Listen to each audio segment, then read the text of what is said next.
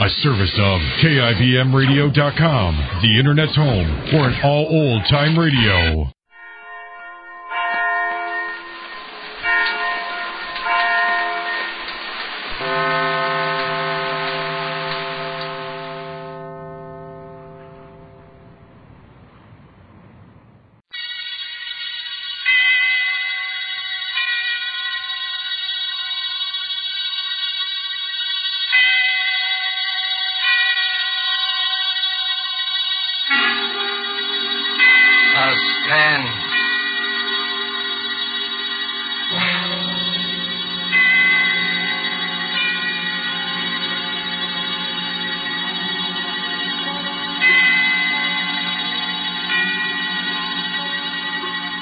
This is the man in black, here again to introduce Columbia's program, Suspense.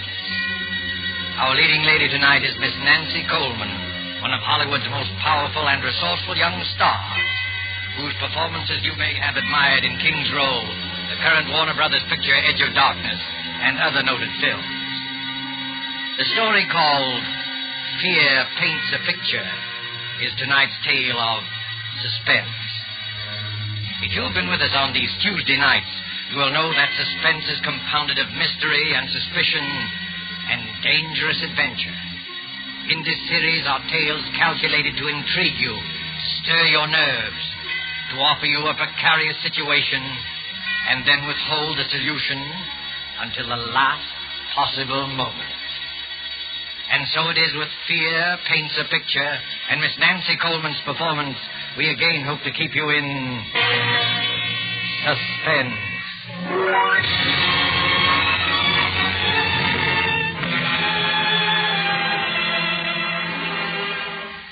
There is a picture hanging on a wall.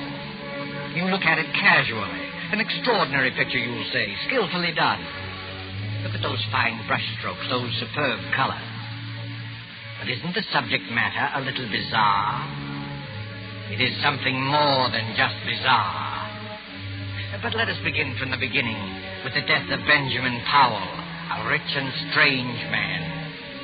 There were dark rumors about the Powells. His wife had died many years ago. No one knows how. But Benjamin Powell had a daughter, Julia, a high-strung, neurotic girl. And many of us wondered about her, too. Benjamin Powell died, and in his last will and testament he made Julia heir to all his considerable fortune, except that... But let me read you the will.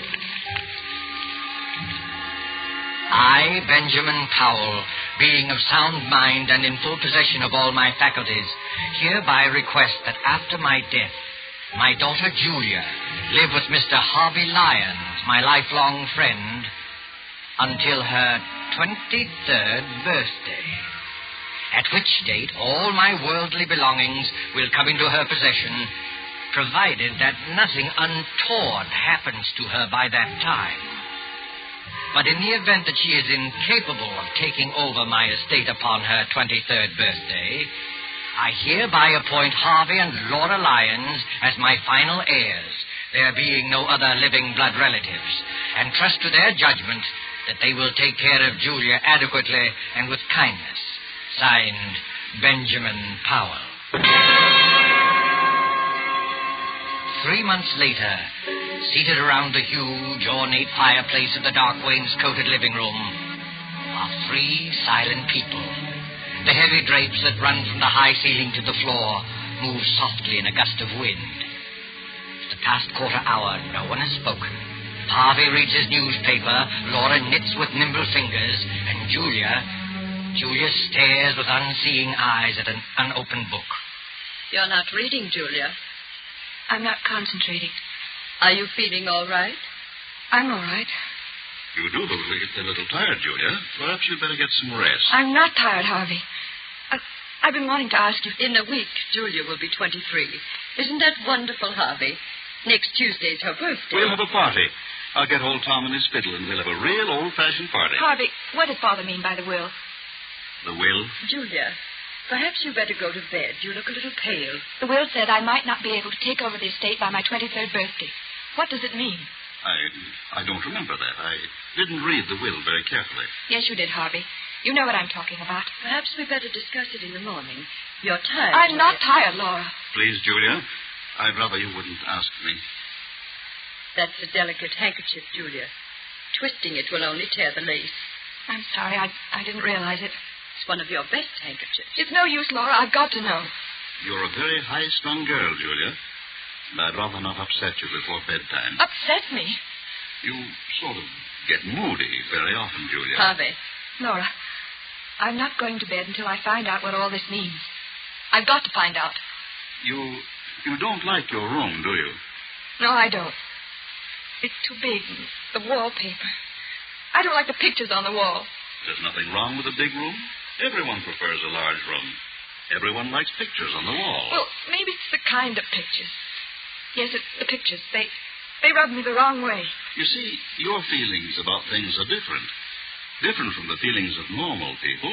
Normal people? Oh, I'm sorry. I shouldn't. I can't stand this torturous way of telling her. I'll tell you, Julia. Your mother died in an asylum. She went mad after her 23rd year. It's been in the family for generations. I never saw my mother. I thought... We didn't want to tell you this. I wish we hadn't, but you forced us. You mean I'm liable to become insane? Well, you see, any one of us can become insane. There's nothing wrong with me. I'm perfectly all right. I'm as sane as anyone. Being high-strung doesn't make me mad. I don't like it here. I don't like this house. I'm sane. I'm sane. Of course you are, Julia. There's nothing the matter with you. You'll be all right. Your father wasn't sure, that's all. You're as sane as any of us. Come along. I'll take you to your room. We'll have a cup of tea together.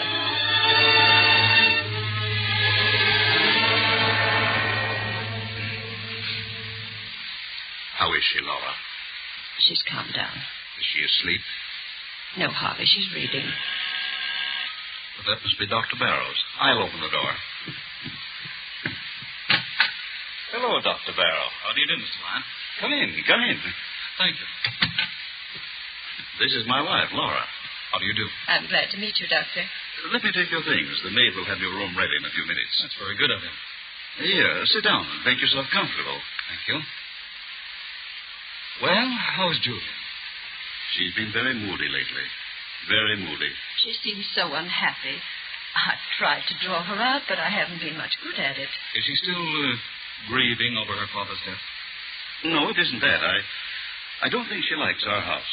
She has some queer ideas about her room. And the wallpaper. She doesn't like that. She doesn't like the pictures on the wall, either. I've caught Julia several times staring into the mirror, looking at herself with hate. Mm-hmm. I've heard her talking to herself very often. That's nothing. All of us talk to ourselves once in a while. I don't know, Doctor. I don't think she's very stable. There are things that go on in her mind that she won't talk about. All of us keep things to ourselves, things we never talk about. Mr. Powell described Julia's case to me just before he died. I've had occasion to observe it just once. Oh, you knew Mr. Powell, did you? Oh, yes, for quite a number of years. I treated his wife. Poor Mrs. Powell. She went mad. Started somewhat the same way as Julia. Oh, I wouldn't make that comparison. So far, there's no basis for any such theory. Well, then, let's say that Julia has strong dislikes. Took a hate to the pictures in her room. Pictures, eh? I'd like to go up and see her, if she's not asleep. Well, I guess it's all right. She's not asleep yet. Her room's the second from the right as you reach the top of the stairs. Thank you. I'll just stop in for a few minutes.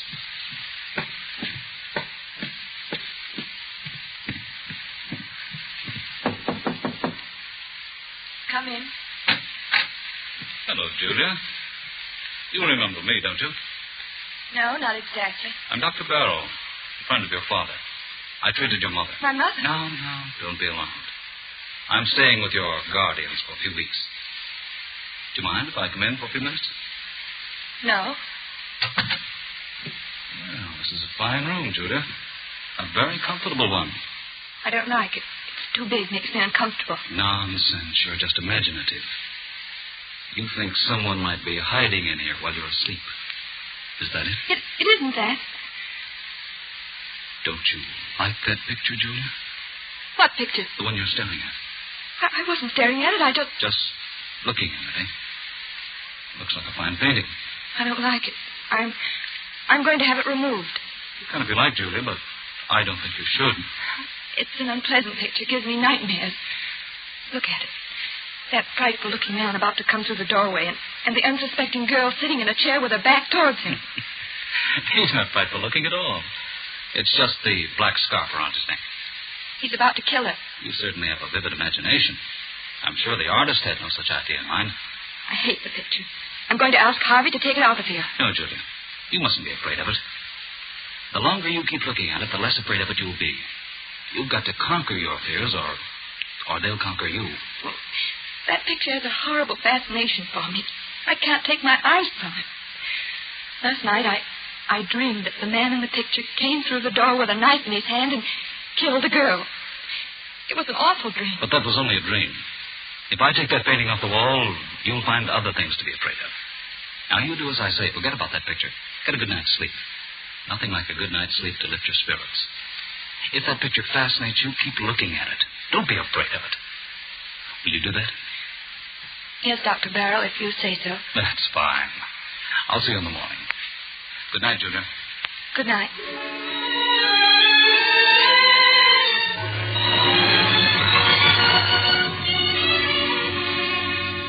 In this big rambling house of Harvey Lyons, midnight came and went. One by one the lights went out, and soon the whole house was blackened by the cover of night.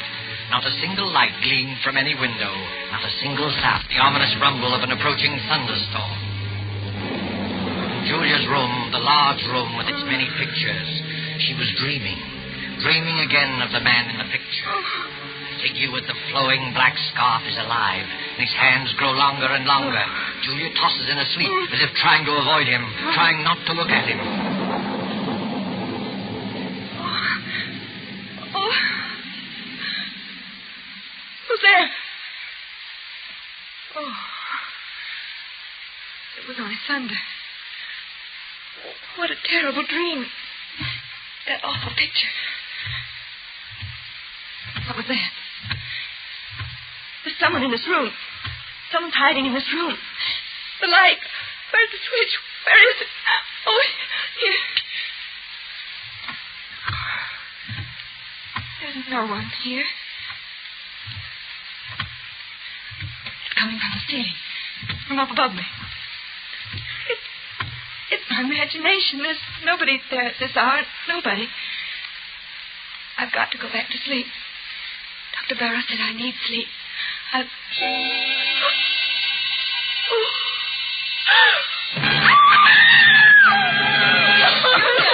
Julia, what happened? What are you doing out here in the hallway? Pull yourself together, Julia. That man. What man? The man in the picture. He's moved. What do you mean? The picture. The man at the door. He's not at the door. He's inside the room. You must have been dreaming. Of course, dear. It was only a dream. I heard a scream. Julia, what's happened to you? She says she saw a man in one of the paintings move. Oh, I see. He did move. I saw it. He's not outside the door anymore. He's inside. You dreamed that, Julia. That's what I said. It wasn't a dream. The thunder wakened me. I woke up and heard footsteps coming from the ceiling. I thought it was my imagination, and then I looked at the picture.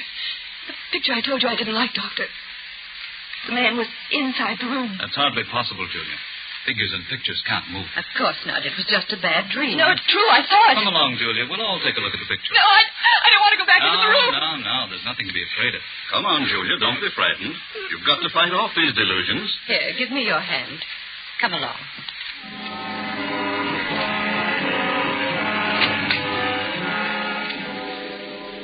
Well, now, what picture was it? The one near the bed. Oh, yes, the picture by Gregory. It's one of our oldest paintings. Well, there it is. It's the same as I saw it a few hours ago. Look at it, Julia. I can't believe it. The man with the black scarf is still outside the door. And he'll stay there until that picture crumbles to dust. I could have sworn I saw him inside the room approaching the girl. Dreams can be very vivid. And there are no footsteps coming from the storeroom. I must be out of my mind. I could have It's sworn. nothing at all, Julia. All of us occasionally have vivid, realistic dreams.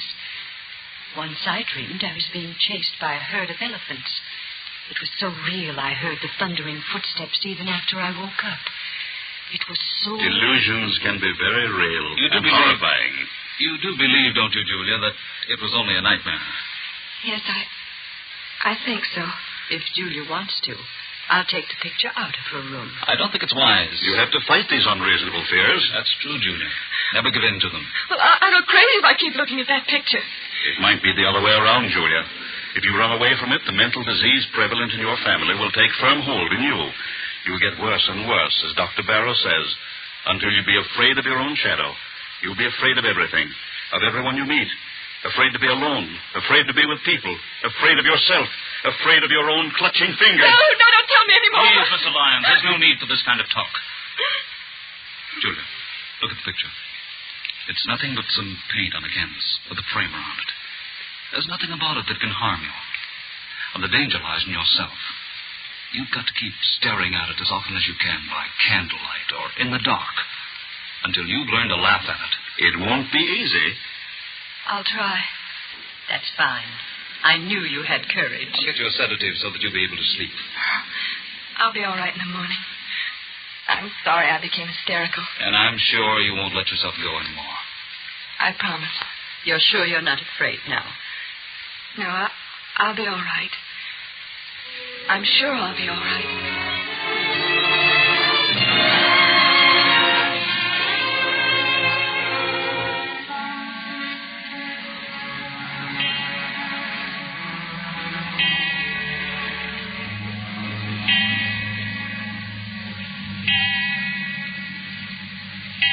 Well, Julia, it's 11 o'clock. You know what Dr. Barrow says. I'm not at all sleepy, Laura. I'd rather stay up for a while. I'm in the middle of a fascinating story. You run along. I'll go to bed presently. Is anything wrong, Julia? No, of course not. Everything's fine, Laura. You're afraid to go to sleep, aren't you, Julia? No, it isn't that. Is that picture bothering you again? Yes. Last night I heard footsteps again. Sound woke me, and the figure in the picture, it moved. It moved closer to the girl. Oh, how terrible. Why didn't you call me? We thought you were over it. It hasn't bothered you these past 3 nights. Oh, I didn't want anyone to know. I took some sleeping tablets and I fell asleep again. In the morning, the picture was the same as ever. That's a brave girl. Laura, do you think I'm crazy? Of course not. You're as sane as I am. Tell me the truth. I must know. You're just nervous and high-strung, and you have a vivid imagination, that's all. You're trying to soothe me. Why didn't you tell the doctor that you thought the picture moved? I was ashamed. You shouldn't be ashamed. Dr. Barrow is here to help you get well. I don't think you Oh, are. that must be Harvey and Dr. Barrow now. Hello, Laura. I've arranged to have old Tom and his fiddle here tomorrow night for Julia's birthday, and I've invited the Grovers. They'll be delighted to come. That is, if Julia's feeling well. Julia, you should be in bed. It's after 11. She's afraid to go to sleep. Please, Laura. It's the footsteps in the picture again, isn't it? Yes, Doctor, it moved again. At least I thought it moved, but I went back to sleep. Well, that's an improvement. At least you didn't get hysterical and try to run away like the last time. You were all right for a few nights. It's come back. There isn't much I can do for you, Julia, except to tell you to go to sleep. Fight off these delusions. You've got to do that. Come, Julia, I'll go with you to your room. Well, perhaps you can sleep in my room tonight, Laura. Just tonight. I'll feel a lot more comfortable tomorrow night. I'll be able to face it alone much better. No, Julia, that would be an admission of defeat. All right, if you think it's best. Good night. Good night, Julia. Well, keep up your courage. It doesn't look so good, does it, Doctor? Well, not too good, but it's not hopeless. She has an unstable mind subject to delusions which become very real to her. Her obsession about the picture's not so bad. We all suffer occasionally from optical illusions. But hearing footsteps coming from the storeroom above her... Storeroom? How did you know there's a storeroom above her? Your wife told me. Oh, of course. Well, that storeroom hasn't been opened in years.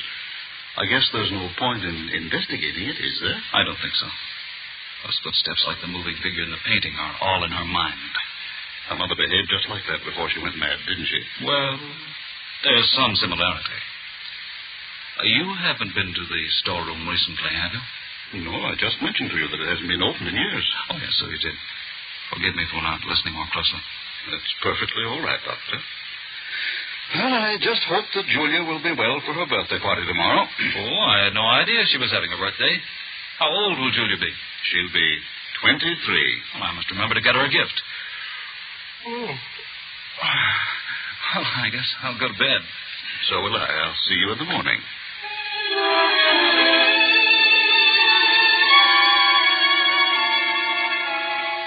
But Julia wasn't thinking about her birthday. During the 10 or 15 minutes she spent in Laura's room, fear fluttered in her heart. When she finally stood alone inside her own room, panic, black, unreasoning panic began to take hold of her. In wild haste, she began to undress, never looking at the picture. I won't look at it. I won't. I'll go right to sleep. I'll take some pills and fall asleep. What was that? Oh. It was nothing. Nothing at all. All I have to do is keep from looking at the picture. I won't look at it. It can't do me any harm if I don't see it. I mustn't even think of it. I'll think about the trip I made to South America. It was a wonderful trip. The sunset. What was there? Footsteps. Those footsteps again. I mustn't hear it. I mustn't hear it. It was a wonderful trip. The Blue Caribbean. Rio's a beautiful city. Sugarloaf Mountain, the music, the dancing. Those footsteps. It's not footsteps. It's just my heart beating. I'll close my eyes. I'll sleep. Sleep. Why can't I sleep? Oh, Lord, let me sleep. I don't want to look at the picture. Whoa. I know what I'll see. He'll be closer to her. Maybe he'll have killed her. I mustn't open my eyes. I mustn't. I won't.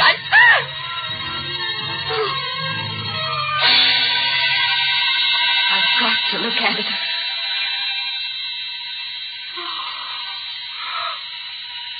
He's moved. He's close to the girl. I'm not dreaming. It's real. Girl? It's me. That girl is me. Me. I can't stand it. I can't. Laura! Laura! Oh, Laura, let me in. Let me in. Julia. Oh, you poor girl. Here, sit down. Now stop crying and tell me all about it. Tell me in detail. Don't be ashamed. Get it out of you. It'll do you good to talk. It's the same thing again and again. I tried not to look at the picture. I tried so very hard, but it was hopeless. I had to. The figure with the black scarf was inside the room. A knife in his hands, very close to the girl. But this time the girl had turned around and it was my face. My face. Did you hear any footsteps? Yes. I heard them as soon as I got into the room. You think it's very real, don't you, Julia? Despite the fact that everyone says it's a delusion. It's very real to me. I must be really insane. I'm going crazy. Don't say that. It's no use. I'm not getting any better. It's getting worse and worse. Don't give up. You mustn't. Come along. I'll go to your room with you. I'll stay there until you fall asleep. Unless you want to stay here. Oh, I don't know. I don't know what to do. Will you stay with me, Laura? Yes, Julia. Come, let's go back.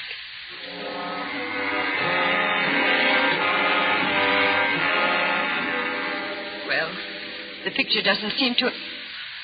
What's the matter, Laura? Nothing. Nothing at all. There. Did you hear it?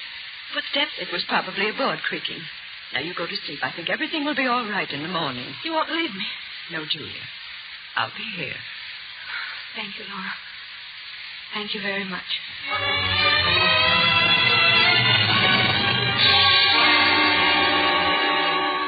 Laura stayed in Julia's room until she was sure that she was fast asleep. Then carefully she tiptoed out of the room, closing the door gently behind her. Julia slept peacefully, feeling safe and secure. Several hours passed, and then suddenly Julia awoke. She sat bolt upright and wide awake with her heart pounding away. Laura. Laura, is that you? Laura! Oh, she's gone. She's left me alone. But I'm not alone. Something woke me. The picture. It's the picture. I must look at it again. If he's moved again, I don't know what I'll do. I'll turn around and look straight at it. I'll look straight at it. Oh. He killed the girl. He stabbed her. He stabbed me. I'm the girl. Oh, I got to get out.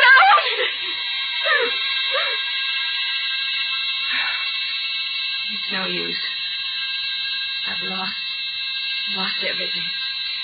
My reason, my sanity. I can't fight him anymore. I can't fight against you and the black scarf. And now you're here. I can touch you. I can feel you. It's real this time. What do you want me to do? No.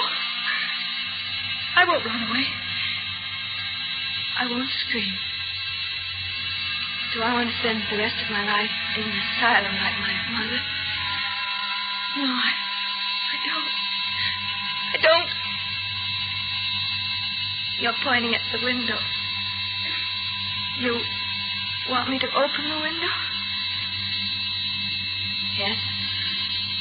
I'll open it.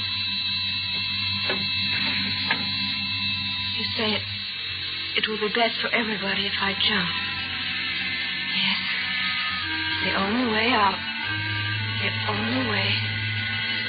I'll do it. I'll do it now without thinking. It will only take a moment. Julia! Harvey, Laura. We came just in time. I got her out. Is she safe? I'm safe. You can come out from behind that chair, my friend. Friend? Come out or I'll shoot. I don't understand. My head's going round in circles. I can explain everything. I was merely Dr. observing Julia. Barrow. Procedure was a little unusual. I'll do the explaining, Dr. Barrow.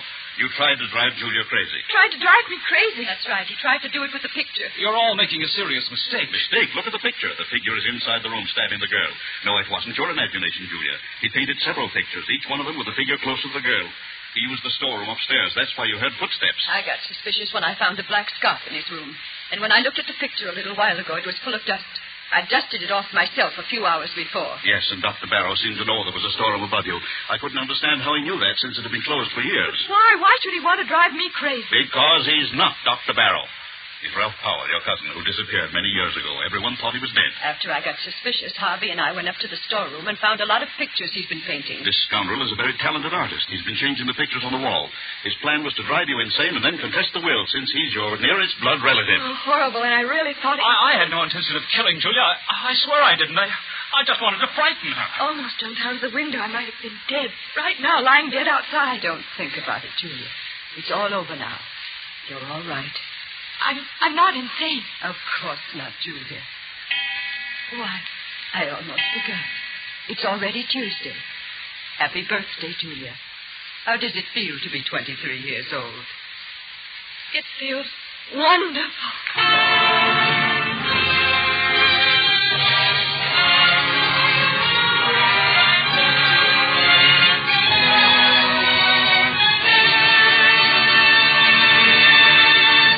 And so closes Fear Paints a Picture, starring Nancy Coleman. Tonight's tale of Suspense. Appearing with Miss Coleman were Edwin Maxwell as Harvey Lyons, Fred Mackay as Dr. Barrow, and Beatrice Benaderet as Laura. This is your narrator, the Man in Black, who conveys to you Columbia's invitation to spend this half hour in suspense with us again next Tuesday, when our star will be Mr. Peter Lorre in the suspense play called The Moment of Darkness. William Spear, the producer, Ted Bliss, the director, Lucian Marowitz, the composer, Lud Gluskin, the musical director, and Sigmund Miller, the author, collaborated on tonight's Suspense. This is the Columbia Broadcasting System.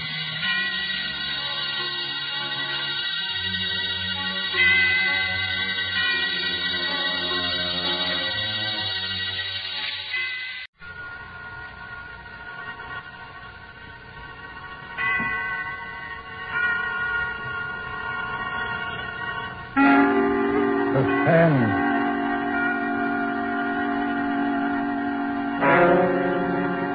This is the man in black, here again to introduce Columbia's program, Suspense. In our starring Hollywood cast this evening is Mr. Peter Lorre, who appears as a mysterious gentleman called George Ravel. Miss Wendy Berry plays our worried heroine, Marjorie. Mr. George Zuko is the lawyer, Alex Stevens. The story called The Moment of Darkness is tonight's tale of suspense. If you have been with us on these Tuesday nights, you will know that suspense is compounded of mystery and suspicion and dangerous adventure. In this series are tales calculated to intrigue you, stir your nerves, to offer you a precarious situation, and then withhold the solution until the last possible moment. And so, with A Moment of Darkness, and with the performances of Peter Lorre, Wendy Berry, George Zuko, and our other players, we again hope to keep you in suspense.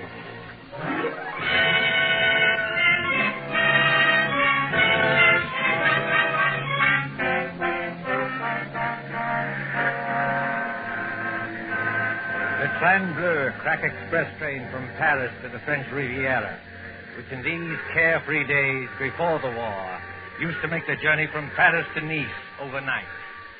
At the Gare de Sud, on this particular mild spring evening, the train with its glistening wagon-lits or sleeping cars waits in a station filled with smoke and the iron coughing of engines. You can hear the excited crowd and the slamming of compartment doors. You can see the guard standing by with his watch in hand, with his horn ready to blow as a signal. En voiture, messieurs les voyageurs! En voiture! Better get in, Emily. The train just about ready to start. Commotion there. At the last moment, just before the signal, a girl in a light summer dress, carrying a small suitcase, hurries along the platform towards car number 10. The girl is blonde and evidently English, and as she hurries towards the guard... En voiture! Dépêchez-vous, mademoiselle. Hurry up, please. Yes, of course. Is this carriage number 10? Oui, mademoiselle, numéro 10. Hurry up, please. Thank you. I'll get in. Et maintenant...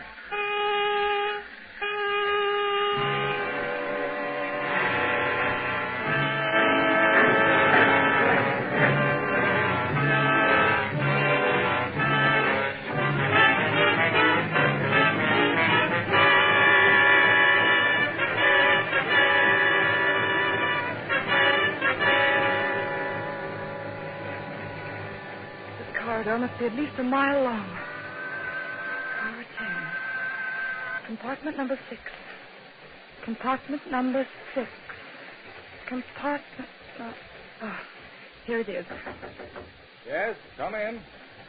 Mr. Stevens, Oh, I beg your pardon. That's quite all right. Won't you come in? I thought this was Mr. Stevens' compartment. It is his compartment. I'm sharing it with him. He is on the train, isn't he? Oh, yes. He's going to look for some luggage that failed to turn up. In the meantime, won't you come in and sit down? Thank you. As an old friend of Toby Stevens, why do you smile? Nothing. It's just odd to hear a dignified man like Mr. Stevens called Toby. That's all. Well, it suits him. As an old friend of his anyway, may I introduce myself? I'm Ken Blake, on vacation from the American consulate in London. How do you do? My name is Gray, Marjorie Gray. I most particularly wanted to have a word with Mr. Stevens. Miss Gray, will you pardon my impertinence if I ask... Ask what? Whether it's about your Aunt Hester at Monte Carlo and the man who seemed so determined to scare her to death. Do you know about that? Yes, a little. After all, that's why Toby's left his law practice and come all the way from London. He said... Mr. Stevens. Marjorie. Scott, what are you doing here? I came up from Monte Carlo especially to see you. I thought I'd find you in Paris, but when I got to your hotel, they told me you'd gone. Cook said they'd reserved a compartment on this train for you. So, well, here I am. But why? Before you see Aunt Hester, Mr. Stevens, I want to know what you meant by that letter you wrote me. I meant exactly what I said, Marjorie. I'm going to expose this faker, George Bell. Excuse me. If you two want to talk, I'll just clear out of here. No, Ken. Stay where you are. Really, Mr. Stevens? You've made an impression on her, Ken. When the girl suddenly becomes thoroughly British after spending half her life on the Riviera, well, you made an impression. Don't talk like that, Toby. She won't get annoyed with you for saying it. She'll just get annoyed with me. Marjorie, this is Ken Blake. We've met, thanks. I asked him to come along with me, and for a very good reason. Indeed? Ken was for years at the American consulate in Paris. He knows all the heads of the Sûreté Générale, that's the Scotland Yard of France. And in particular, he knows the great detective Flamand, who's the chef of Sûreté. I thought Ken might be very useful when we nab Ravel. But I tell you, Ravel is dangerous. Dangerous, my eye. Something's going to happen. I know something dreadful's going to happen. Now, let's face the situation, Marjorie. Your Aunt Hester is middle-aged, wealthy, and... Oh, if only Uncle Paul hadn't died. He was the decentest person I ever knew. But he did die, my dear, and Hester can't be consoled. She can't eat, she can't sleep, she can't think of anything except getting in touch with his spirit. Along comes this faker Ravel to give seances. I wonder if he is a faker. You're not falling for this Tommy rot, surely? Really, Mr. Blake, if I'd asked for your advice in this matter... I beg your pardon, Miss Gray. When we get to Nice, I'll take the first train back to Paris. No, wait, please. I didn't mean to be rude. It's nice of you to help us, but it's the whole atmosphere of Monte Carlo. Well, that's quite all right, my dear. We understand. Of course. There's Aunt Hester in that villa over the Mediterranean. There's Ravel, all thin and quiet and swarthy, with those somber-looking eyes of his. He seems to dominate her, just as Mr. Stevens used to. Dominate her, my dear? That's rather a strong word for an easygoing old buffer like me. The things Ravel does at those seances are terrifying. I don't know whether he's an impostor or not, but I am sure nobody else can do what he does. Now, there, Marjorie, is where you're wrong. I can. You can? Yes. I promise to duplicate in front of your aunt every single trick Ravel ever performed. Oh, but that's impossible. Is it? Wait and see.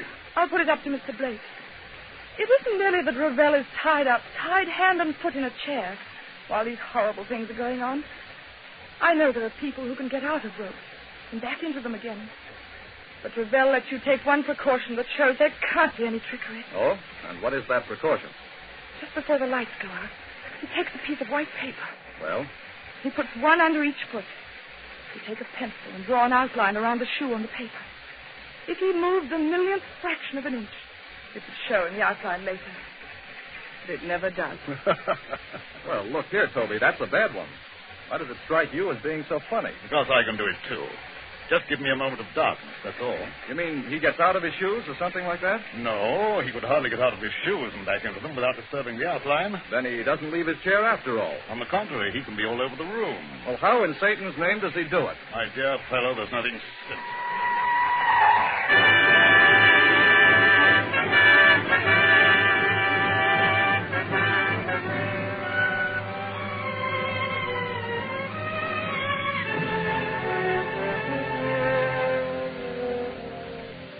The Villa Bijou, Monte Carlo, the next evening.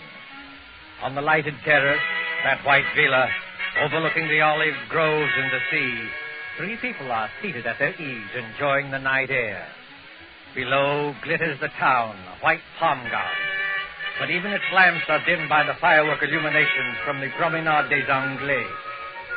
When the Principality of Monaco celebrates its ruler's birthday, great rockets go hissing upwards to burst and bloom in colored fires against the black sky.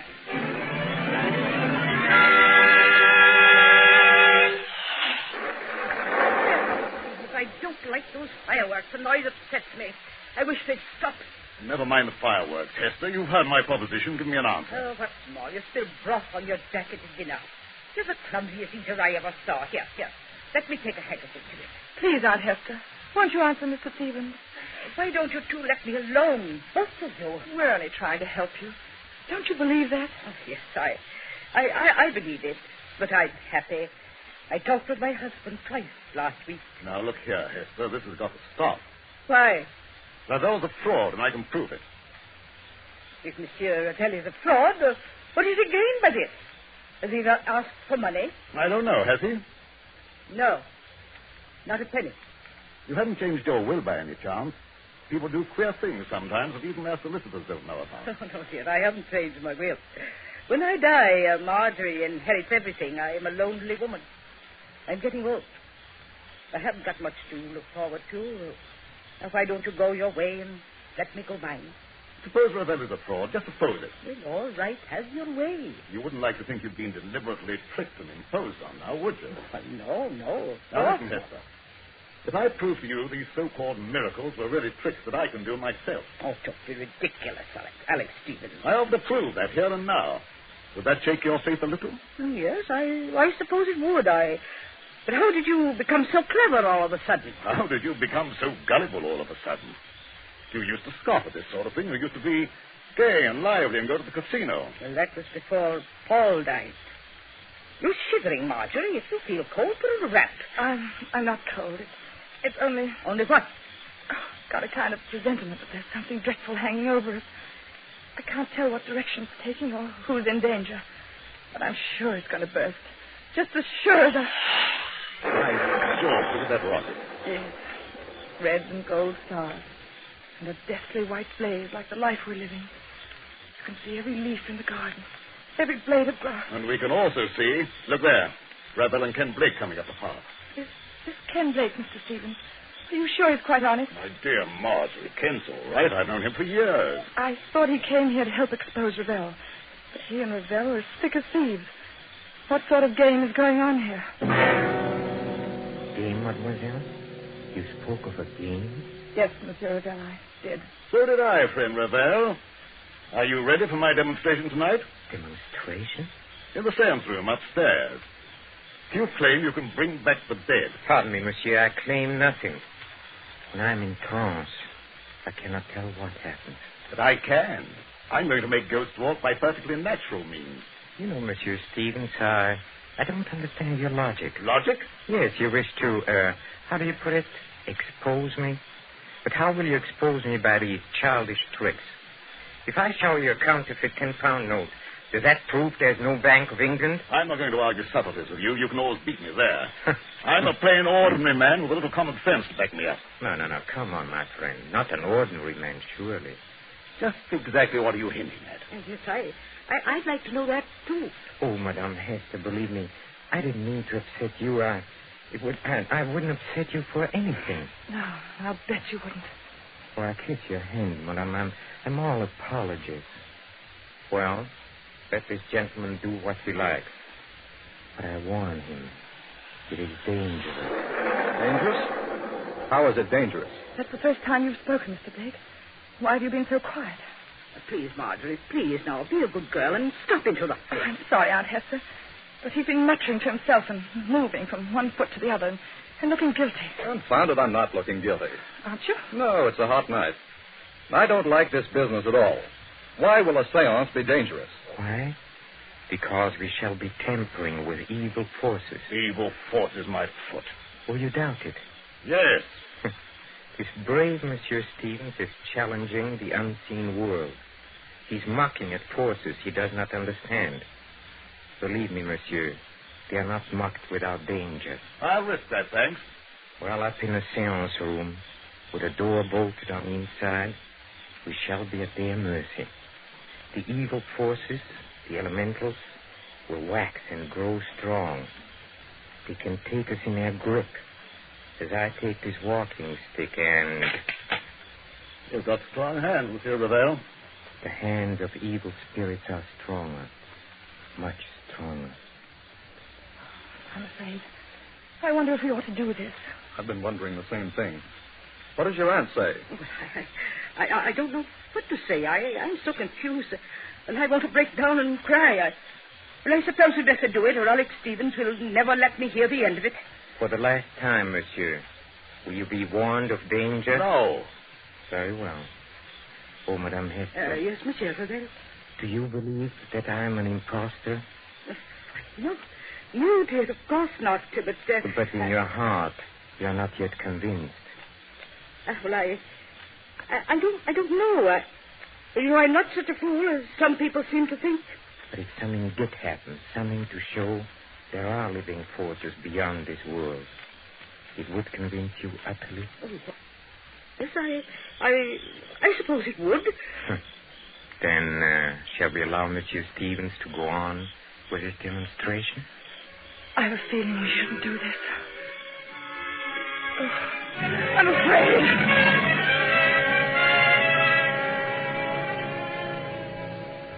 Upstairs at the Villa Bijou, there is a small, bare, deeply carpeted room. Its only furniture consists of a round table, 5 chairs, and a large cabinet phonograph. There is only one door, and there are no windows. In one chair, a little way back from the table, sits Mr. Alexander Stevens. He is tied hand and foot, the outline of his shoes drawn with pencil on pieces of paper, so that he cannot move. Now then, friend Raphael. Have you quite finished tying me up? Oh, yes. Yes, and I bet you won't get out of these knots, sir. Well, we'll see about that. Are the rest of you ready? Yes, all right. Oh, dear, I wish I'd put some smelling salts in my handbag. Well, what do you want us to do now? You have conditions exactly as they are for Mr. Ravel. I'll sit in this chair back from the table. You four sit round the table, clasping hands to form a circle. All right, let's get on with it. Ken, will you start the gramophone? I believe it's customary, Mr. Ravel, to have hymns played at the beginning of the seance to establish the proper frame of mind. Yes, monsieur, that's true. You fool. What did you say? Oh, nothing, monsieur. Please continue. Start the gramophone, Ken. When you've done that, turn out the lights on that switch by the door. Then join the circle. Clasp each other's hands tightly and don't let go unless... Unless what? Well, unless something gets me. Be careful, monsieur. Go on, please. Start the gramophone. All right, here goes.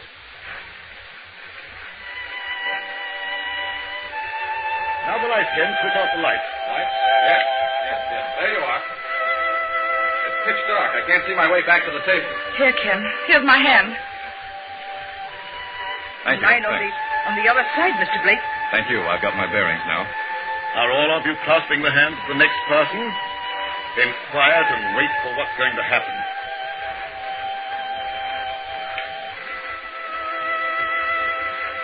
Ken, look. Look where? Over there, where Mr. Stevens is sitting. What about it? There's a luminous spot in the dark, about the size of a shilling. Quiet, please.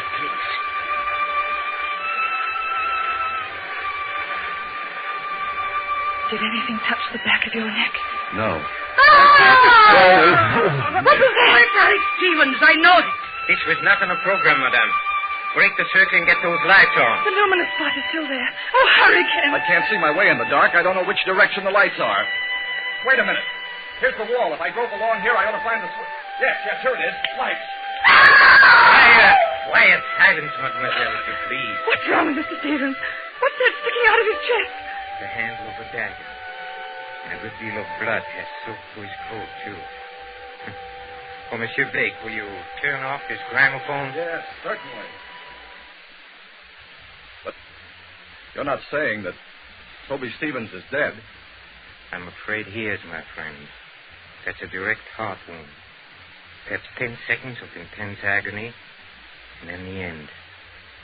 Oh, is the door still bolted from the inside? Yes. And we are all alone, here, the four of us. This rash gentleman, one imagines, did not kill himself. Too well tied up. I know who killed him. Mr. George Ravel. You did, with luminous paint. I killed him, mademoiselle? With luminous paint? I mean, that was part of the trick. You tied him up. You were the only one who touched him. And? What is that, mademoiselle? Luminous paint doesn't show up in the light. You smeared a little of it on his coat. That showed you exactly where to strike in the dark. I commend your good sense, madame. But there are two excellent reasons why I had nothing to do with this. The first reason I must keep to myself, but the second reason can easily be proved. Well, what is it? Well, up to the time that man screamed, you yourself were holding my right hand, and Madame Hester was holding my left hand. Did either of you let go at any time? No. No, that is, I didn't. What about you, Aunt Helen? No, Marjorie did. I didn't let go either. He never moved. Hold on. Wait a minute. Well, monsieur, speak up. I was holding Marjorie's hand on one side and her aunt's on the other. And they didn't move either. Nobody let go or left the circle. That's true. Consequently, none of us could have killed Toby Stevens. Yes, it is true. Somebody must have sneaked in here. Oh, no. As you said yourself, the door is bolted on the inside. Then who the devil did kill him? Well, that's the question. Has anybody ever seen that dagger before? No. It looks like one of those curio things you buy in the shop. Yes, and with the design of wooden scroll work on the handle. No fingerprints will show. Nothing else. Except some musical instruments. A tambourine, an accordion, and a speaking trumpet. You know, I I blame myself for this. You ought to. Why? Because you killed him. Don't ask me how, but I know why. Indeed, mademoiselle. You found my motive. Yes, I have. You've got Aunt Hester fully believing in you now, haven't you? Easy, Marjorie. In another minute, you'll be talking about forces and elementals and heaven knows what. You'll be saying it was a spirit hand that killed Mr. Stevens because nobody else could have. Please, Marjorie, brace up. Someone's got to send for the police. Why don't you send for the police, Ken? Couldn't you help us there? Help you? How? Mr. Stevens said you knew the heads of the Sûreté. He said you knew this man, Flamand, who's supposed to be the greatest detective in France. Oh, but this isn't French territory. Monte Carlo is the independent state of Monaco. I'm sorry, Marjorie. Ordinarily, I might have helped. You mean you won't help us? I'm sorry, Marjorie. I can't. Then I've got to help myself. George Ravel, you killed Mr. Stevens. But how? Yes, how?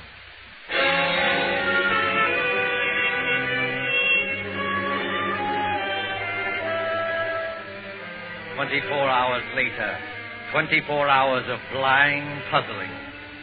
In the railway station at Nice, 9 miles from Monte Carlo, the night express for Paris is already underway. The guard has blown his signal, and the great wheels grind.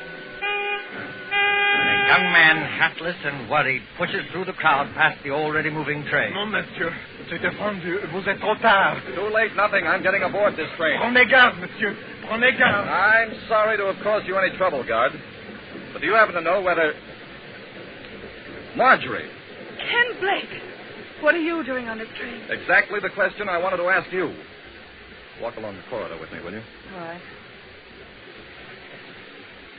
Marjorie, you little idiot. What's the idea of running away? If it's any of your business, Mr. Blake, I'm not running away. I'm merely going to Paris. You were told to stay in Monte Carlo. Don't you know you can land in jail for this? They'll put you in jail, too, won't they? Yes, I suppose so.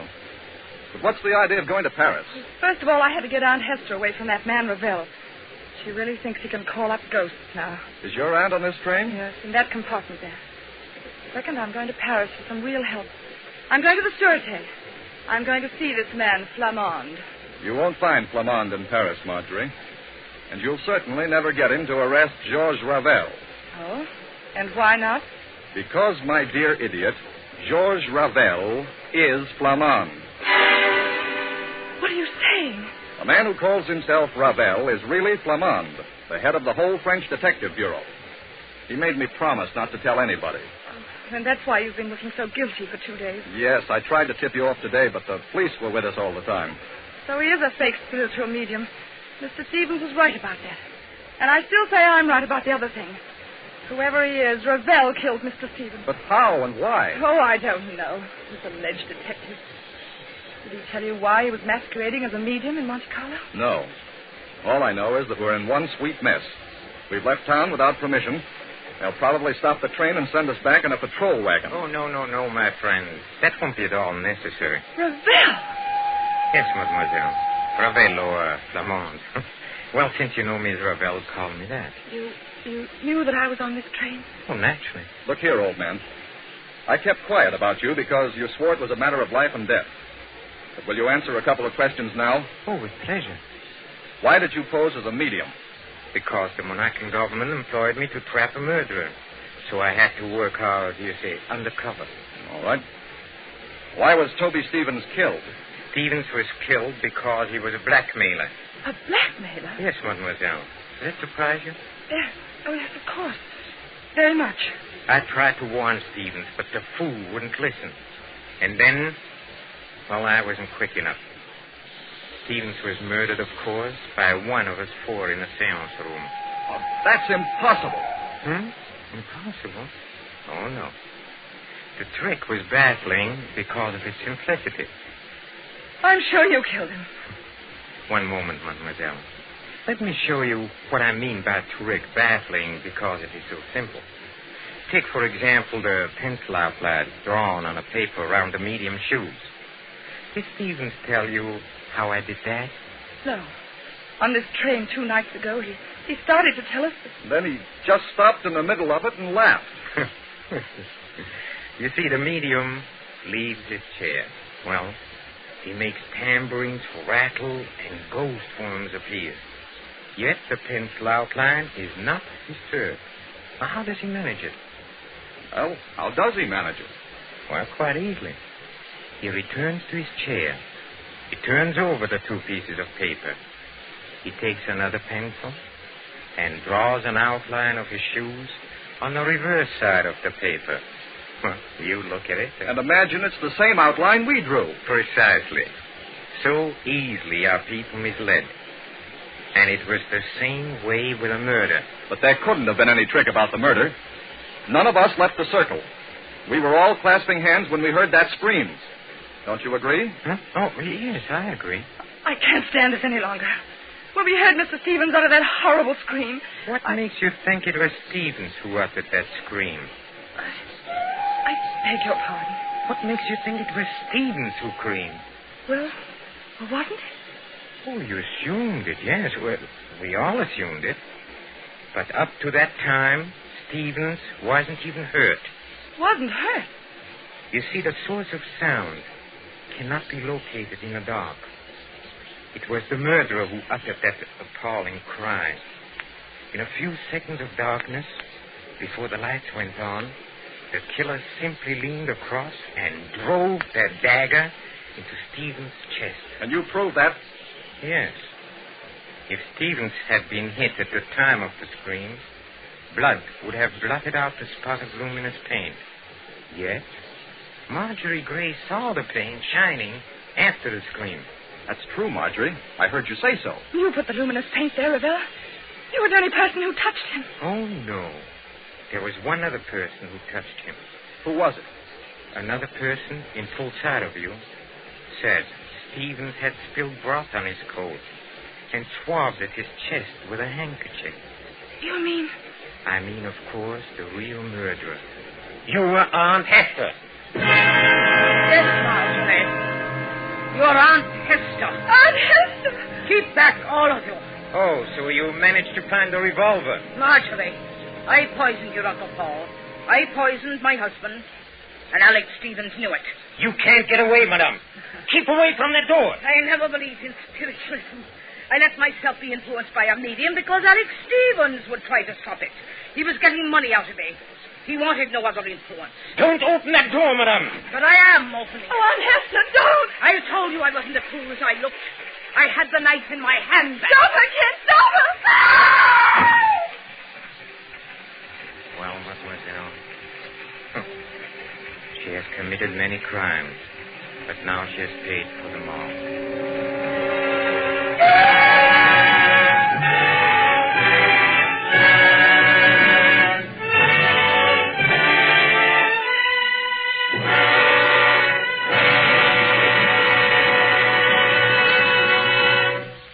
And so closes The Moment of Darkness, starring Peter Lorre, Wendy Berry, with George Zucco.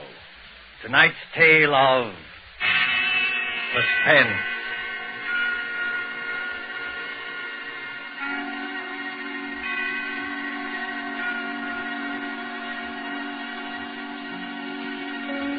This is your narrator, the Man in Black, who conveys to you Columbia's invitation to spend this half hour in suspense with us again next Tuesday, when Agnes Moorehead and Ray Collins will star in a study in terror titled The Diary of Saphronia Winters.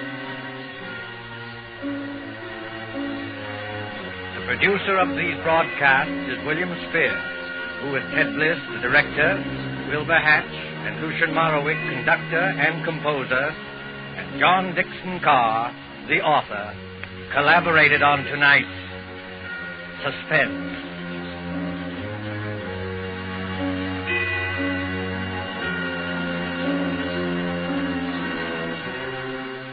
This is the Columbia Broadcasting System.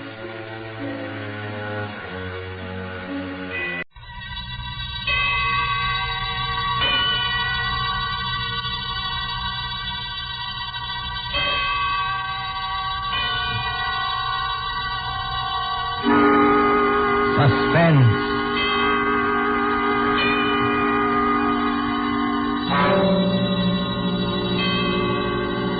This is the Man in Black, here again to introduce Columbia's program, Suspense. Our stars tonight are Miss Agnes Moorehead and Mr. Ray Collins. You have seen these two expert and resourceful players in Citizen Kane, The Magnificent Amberson, in which Miss Moorehead's performance won her the 1942 Film Critics Award. Mr. Collins will soon be seen in the Metro-Goldwyn-Mayer Technicolor film Salute to the Marines. Miss Moorehead and Mr. Collins return this evening to their first love, the CBS microphone, to appear in A Study in Terror by Lucille Fletcher, called The Diary of Saphronia Winters. The story told by this diary is tonight's tale of suspense. If you've been with us on these Tuesday nights, you will know that suspense is compounded of mystery and suspicion, dangerous adventure. In this series are tales calculated to intrigue you, to stir your nerves, to offer you a precarious situation, and then withhold a solution until the last possible moment. And so it is with the Diary of Saphronia Winters and the performances of Agnes Moorehead and Ray Collins, we again hope to keep you in suspense.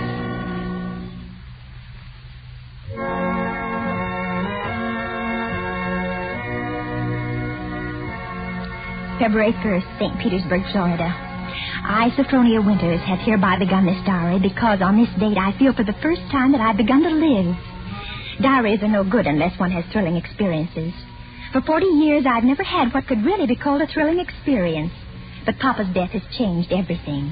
Here I am in beautiful St. Petersburg with everything to start life anew, money in my purse, 2 suitcases full of new clothes, and a gorgeous new permanent wave. And Florida is really the land of romance. It doesn't matter whether you're 17 or 70. There are parties and dances and bingo games and flirtations for all. My landlady, in fact, tells me that people often become engaged and even married to perfect strangers overnight. I'm still shy, of course, but just the same, it's such fun and so thrilling to think one's fate may be just around the corner.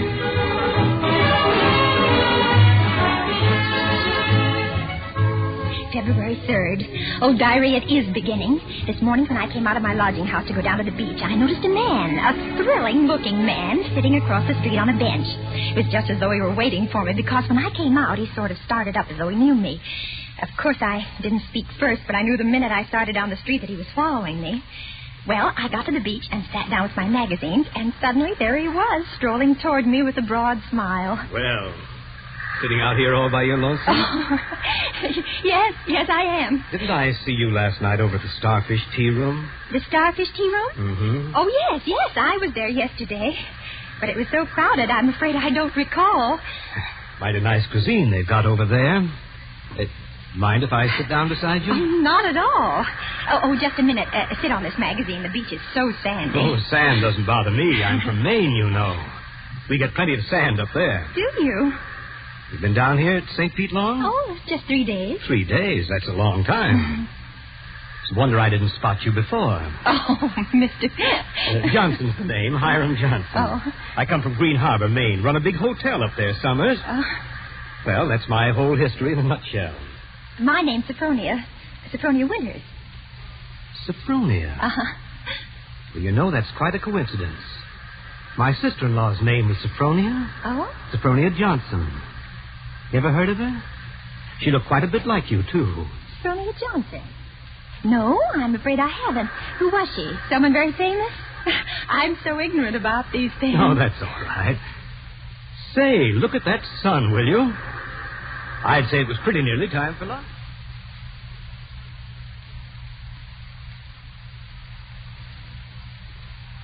And Diary, darling, he is wonderful. Strong and kind, warm-hearted, so generous. I don't want to be like the other silly women in this town, but Hiram is different. There's something almost poetic about him, something sad and deep. You know, Saphronia, it's kind of mysterious, us finding that 9-point starfish on the beach together. My sister-in-law, Saphronia, used to collect 9-point starfishes. And to think your name, Saphronia, and you find a 9-point starfish with me. Well, it kind of draws us together, eh? Huh?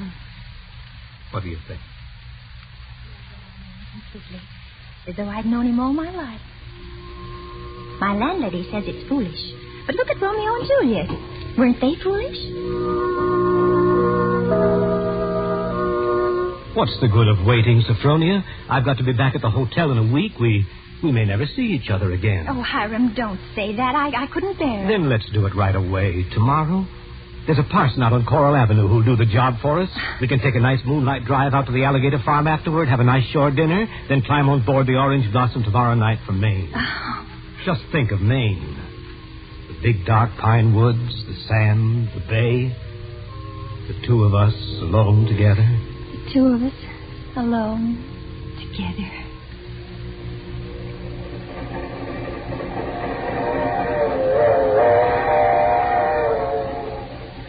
February 7th, on board the Orange Blossom. I was married in a wedding dress of Alice blue moire, with a frill of white organdy at the collar and wrists, and a rhinestone belt buckle. Hiram sent me talisman roses. I'm pressing one precious flower between the pages of this diary for luck.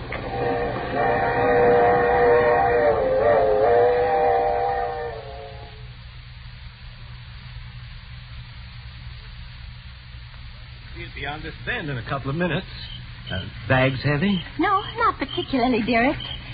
Oh, I can't get over that taxi man at the station. Imagine his insolence, saying he couldn't drive us over. Maybe he didn't have any gas. It happens sometimes around here. Well, anyway, I'm glad the weather's so mild. Can you imagine what it would be like in a blizzard? There's the place. Oh, wait a minute. I don't want to look there till I put down these bags. Now, where? There. Through those big pine trees. Oh, it is big, isn't it? 125 rooms. So many fire escapes and balconies and porches and towers. I stayed in a hotel like that once years ago with Papa. It was very fashionable then. My grandfather built that place 50 years ago. Hasn't been changed much since. No? Well, of course, you've put in modern plumbing. Not yet. Here we are. Walk in. Oh, what's that? Just a foghorn out in the bay. Fog? We get it almost every night in this kind of weather. What are you locking the gate for? Why not? There's nobody coming in after us. Or going out again for a while. But I thought you said the hotel. The hotel's empty.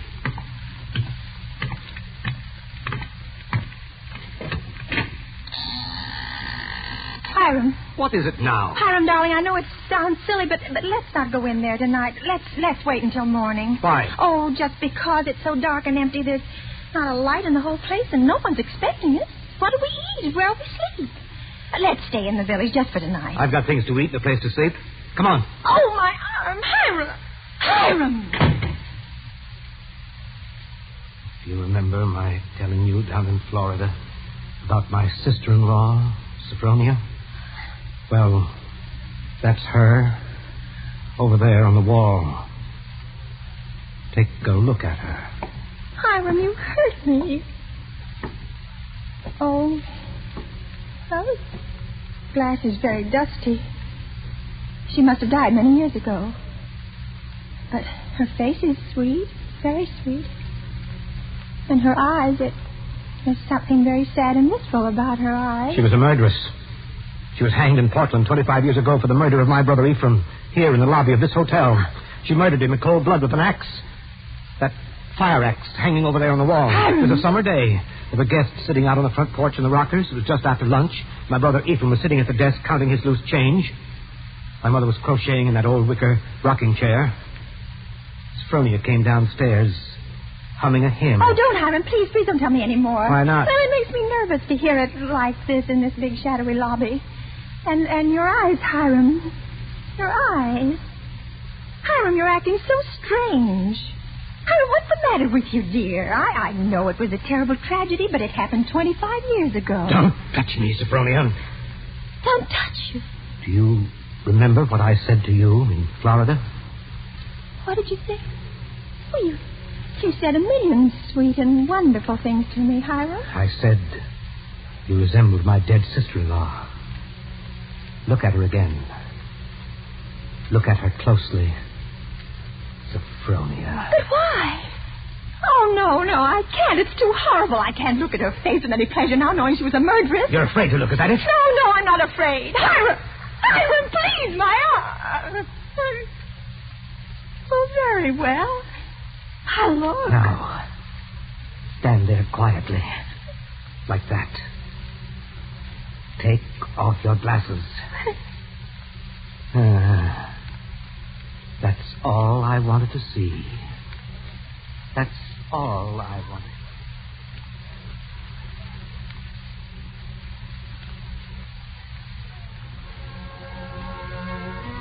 February 13th, Green Harbor Hotel, Maine. I can't understand it. I try to fathom it, but my head aches and my heart is heavy. The hotel is deserted. Has been for 25 years. Everything is covered with spiders and cobwebs. Great dining room with its oak woodwork is alive with rats. And a row of broken rocking chairs on the front porch faces emptily out to sea. Does he mean this to be my home? He's downstairs in the shabby parlor, off the lobby, playing the harmonium.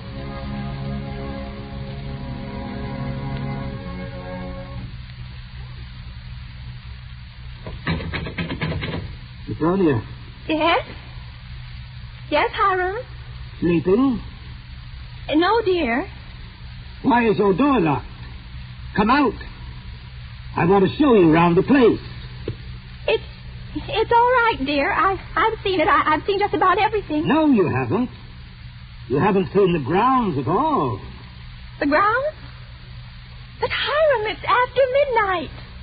I want to show you where my sister-in-law, Saphronia, is buried. Well, not tonight, dear. Please, it's so late and I have a headache. Open the door, Saphronia. I want you to come now. No, I shan't. Oh, go away and let me alone. I won't. No use carrying on like that. You see, I have pass keys to all the doors.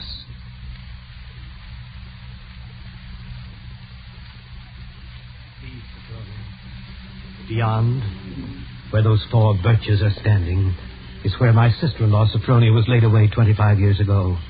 It was the biggest funeral in the neighborhood. Folks crowded outside the gate with the dozens trying to get a look, but we wouldn't let them. Buried her ourselves without a service out here by herself on the grounds. Ephraim's buried in town, but not Saphronia. I had a feeling I'd have to keep an eye on her even then. Keep an eye on her? I knew she was one of those restless sleepers who wouldn't stay quiet in her own grave. I knew before the year was out she'd find some way to start roaming around, hunting for mischief again. She was a young she-devil to the core, Saphronia. They could hang her till doomsday. Wouldn't do any good. You mean you think she haunts this hotel? No, not this hotel. She never had any use for it, alive or dead. No. She makes for the warmer climates. She was always a cold-blooded little fish, freezing and shivering all the time. It's places like California and Texas and Florida she makes for. Florida? Yes, that's one of her favorite haunts, particularly around St. Pete. She likes the flowers and the sun and the romance. Hiram, I feel cold. Do you mind if I go inside Just now? a minute. I haven't explained everything. You think I'm crazy, I guess. Crazy. But I'm a lot smarter than some people give me credit for. Because, you see, I have found her now. 3 times. You see that grove of birches over there? Under every one of them's a grave. I found her wandering the earth in disguise 3 times. And I've killed her 3 times. It still doesn't do any good. She's still restless. You mean you've killed 3 different women? So now I keep another open grave to remind her. It's waiting now. Would you like to see it, Saphronia? No, Hiram. No, please, Are you afraid to see it, Saphronia? No, Hiram, you don't mean to say that you think just because my name happens to be Saphronia and that I look a little like... Think what, Saphronia? Nothing.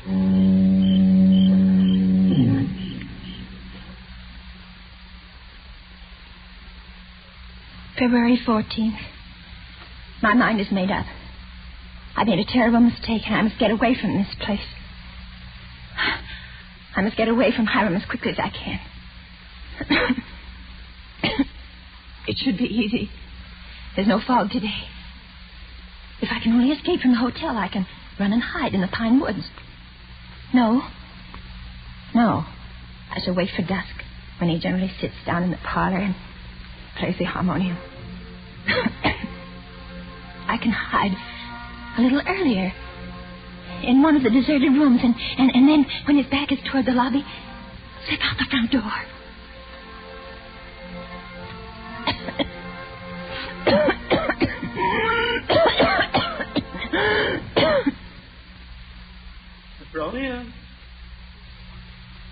Saphronia! Oh, there you are. What's the matter? Anything wrong? No, Hiram. You didn't want anything outside, did you? Because if you do, you'll have to ask me to get it for you. You see, I always keep the front door locked. Yes, Hiram. Yes, the back door, too. And all the doors leading out into the porches and fire escapes. And a good many of the windows. It makes one feel safe from thieves and peeping toms. Oh, you've got a cold. That's too bad. Yes. I must have caught it last night. Outdoors. The damp. You ought to be in bed. A good bed. The only good bed in the house is in my sister-in-law, Saphronia's old room. No, Hiram. I'm all right. It's just a little head cold. Oh, little head colds often develop into pneumonia. Why, it's too bad I didn't think of that before.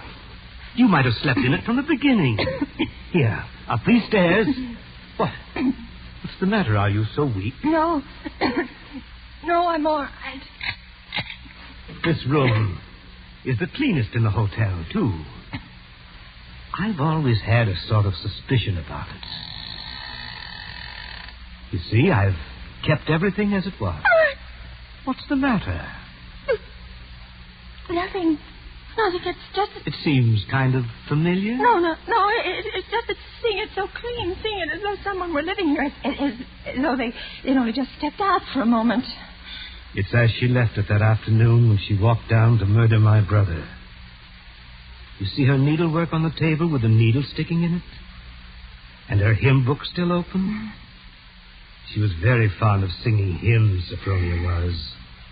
Had a nice voice, too. I used to accompany her. I'll turn down the bed for you.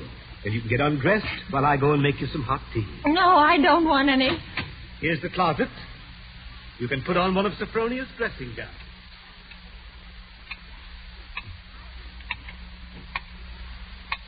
Diary, I'm beside myself.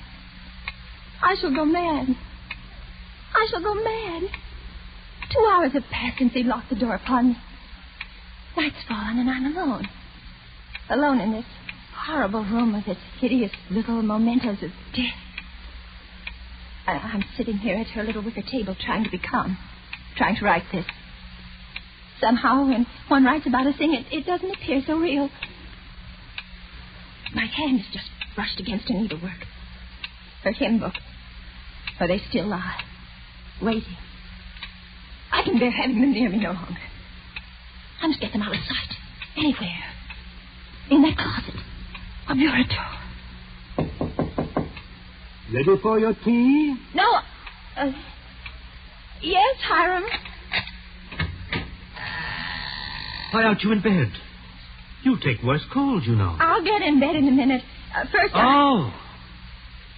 Brushing up on your needlework again? My needlework? You've got it in your hand. Have I? Oh, yes. Yes, so I have. But I wasn't working on it, Hiram. I swear I wasn't. I've never done a stitch of needlework in my whole life. I don't know one embroidery stitch from another. Let me show you. Look, I don't even know how to hold a needle. Get into bed, Saphronia. You're feverish. Before we go on, Hiram, before you go on thinking, we've got to have an understanding. You've got to let me explain. I was born in 1892 in Kalamazoo, Michigan. My name is Saphronia, that's true, but they name lots of people Saphronia. I was named for my grandmother. She had just died.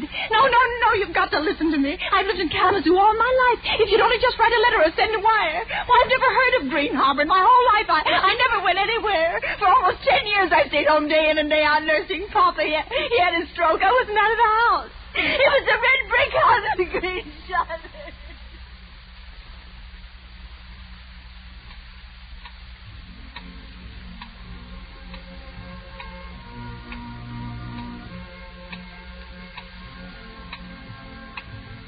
February 15th. Now I live only from moment to moment, listening to each creak upon the stairs. I've been in bed all day. It's night now. The foghorn has begun to blow again.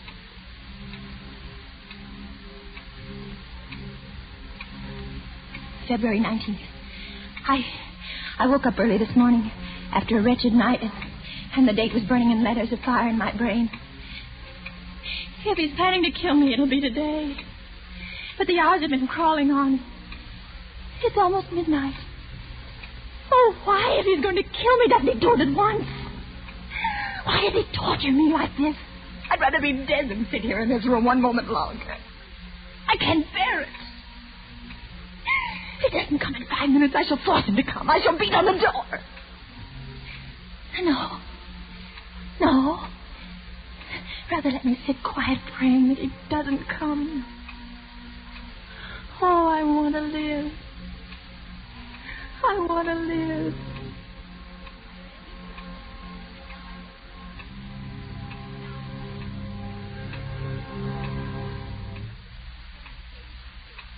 Saphronia. It's come. Saphronia, come downstairs. I want you to sing me a hymn. Sing? He never asked me to sing for him before. But she sang. I can't sing, dear. I told you that long ago. Did you? Well, I'd forgotten. And besides, how can I come downstairs when my door's locked? It's unlocked. Try it. Unlocked? Oh, no. How could it be? Oh, it is, and I never know it. I never know it. Coming? He unlocked it. Sometime while I was just sitting. Oh, why didn't I try a few more times? Why did I just sit there assuming? No, he's caught me anyway. He didn't know me. But I might... Oh, now it's too late. He's going to kill me. Saphronia! Yes, Hiram. I'm coming.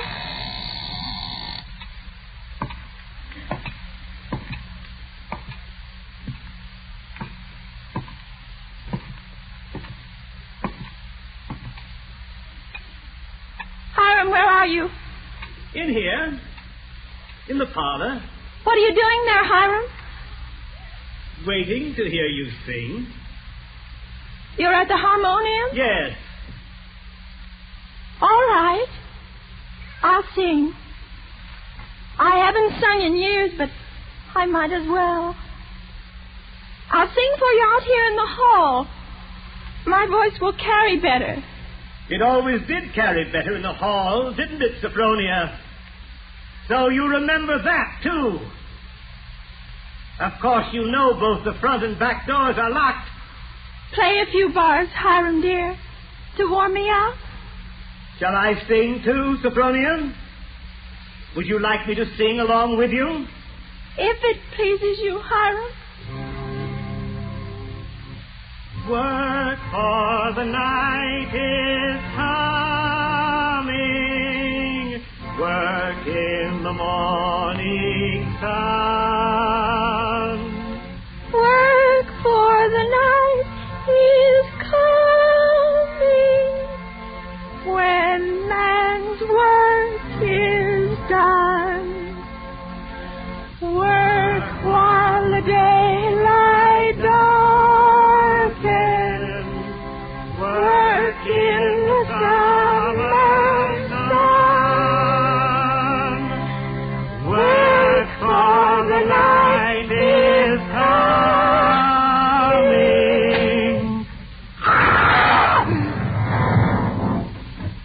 When man's work is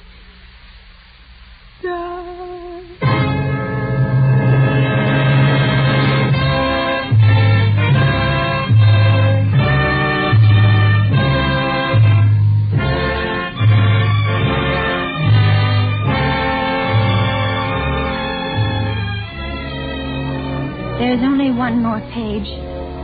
Shall I read it to you? Yes. Yes, go ahead. March 22nd.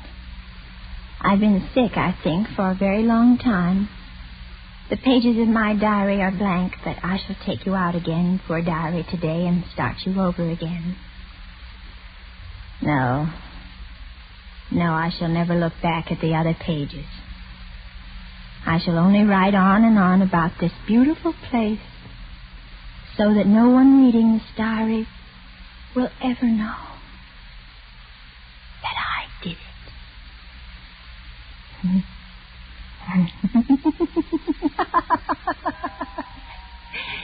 But I did do it, diary. I was smarter than he. When I opened that door at the head of the stairs and heard the music, when I saw the fire axe still hanging on the wall. Oh, I was so cautious. So terribly cautious. I tiptoed like a little mouse, even as I sang the hymn into that room where he was playing. But I was clever, so much cleverer than he. I kept on singing. And now I'm free. Free as a bird.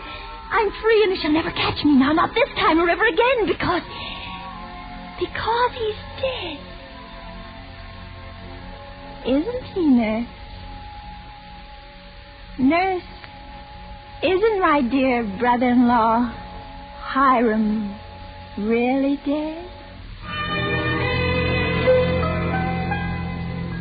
Yes, miss, he's dead. And now I'll thank you to hand me that diary. The doctor doesn't approve of the patient's writing anything.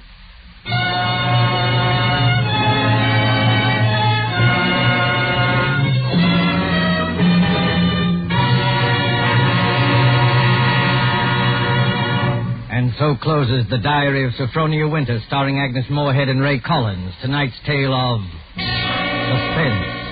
This is your narrator, the Man in Black, who conveys to you Columbia's invitation to spend this half hour in suspense with us again next Tuesday, when Richard Dix, Gail Page, and Montague Love star in Death Flies Blind. The producer of these broadcasts is William Spear, who with Ted Bliss, the director, Lud Gluskin, the musical director, Lucian Mohowick, the composer, and Lucille Fletcher, the author, collaborated on tonight's Suspense.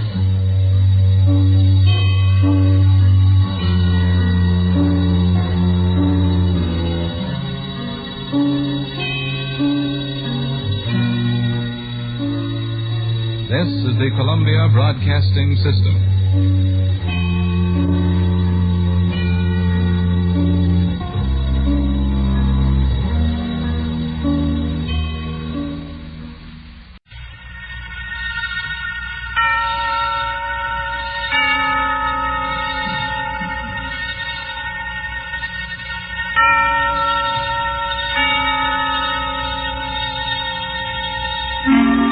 Suspense.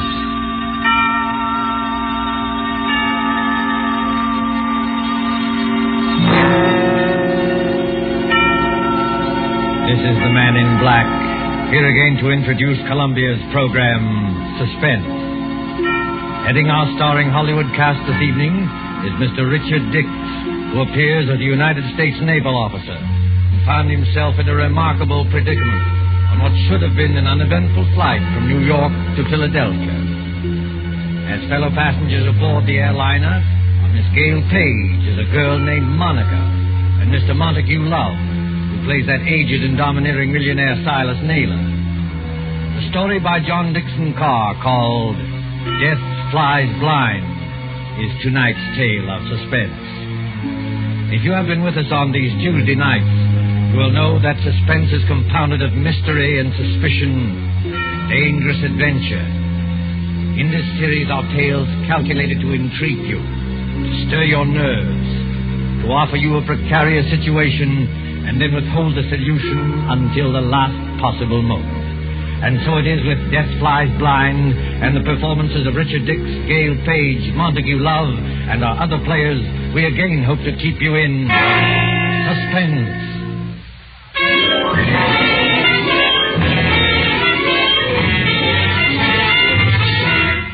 LaGuardia Field, Municipal Airport of New York. LaGuardia Field, vast behind its white buildings, On a gray spring afternoon when rain splashes across the runways, dims the sky, and spatters on the wings of a great silver-painted airliner waiting beyond.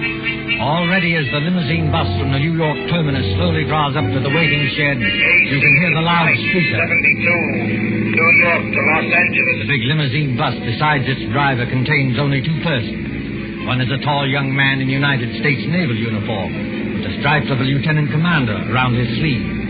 The other is a tall and dark-haired girl, her face a little frightened and cool. Flight 72, New York to Los Angeles. Plane ready to take off at gate number 6. Have your tickets ready, please. Fred, that can't mean us. Now, take it easy, Monica. We're not too late. They won't go without us. No, I mean it says New York to Los Angeles. That's right, Monica. We're only going to Philadelphia. You're still right, my dear. I've arranged for a special stop at Philadelphia. It won't take long, and then they go on non-stop from there. Fred, that's just it. Who's going on from there? Oh, you'd be surprised. This airport bus must hold 20 people, but there's nobody in it except ourselves and the driver. Who's going on to Los Angeles or anywhere else? I was going to tell you about that, Monica. All right, miss. All right, sir. Hop under that shed and out the door on the other side. Oh, got your tickets ready? Yes, I got them. All set, Monica? The rain is certainly coming down. Do they take off when it rains like this? Oh, miss, a little rain don't bother them. What does bother them is unsettled weather at other places. You mean it's perfectly safe? They never take off, miss, unless it is safe. You better hurry up now.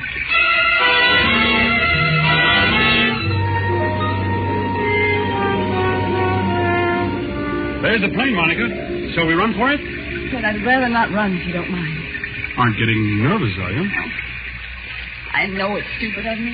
I've flown before. It's just those few seconds before the takeoff. You're moving and the motors have been idling. All of a sudden they start to roar. The plane races ahead and the roar gets louder and suddenly you think, am I ever going to get down alive? Now look here, my dear. I'm sorry, Fred. There's nothing to worry about, you know. Of course not. I'll be good.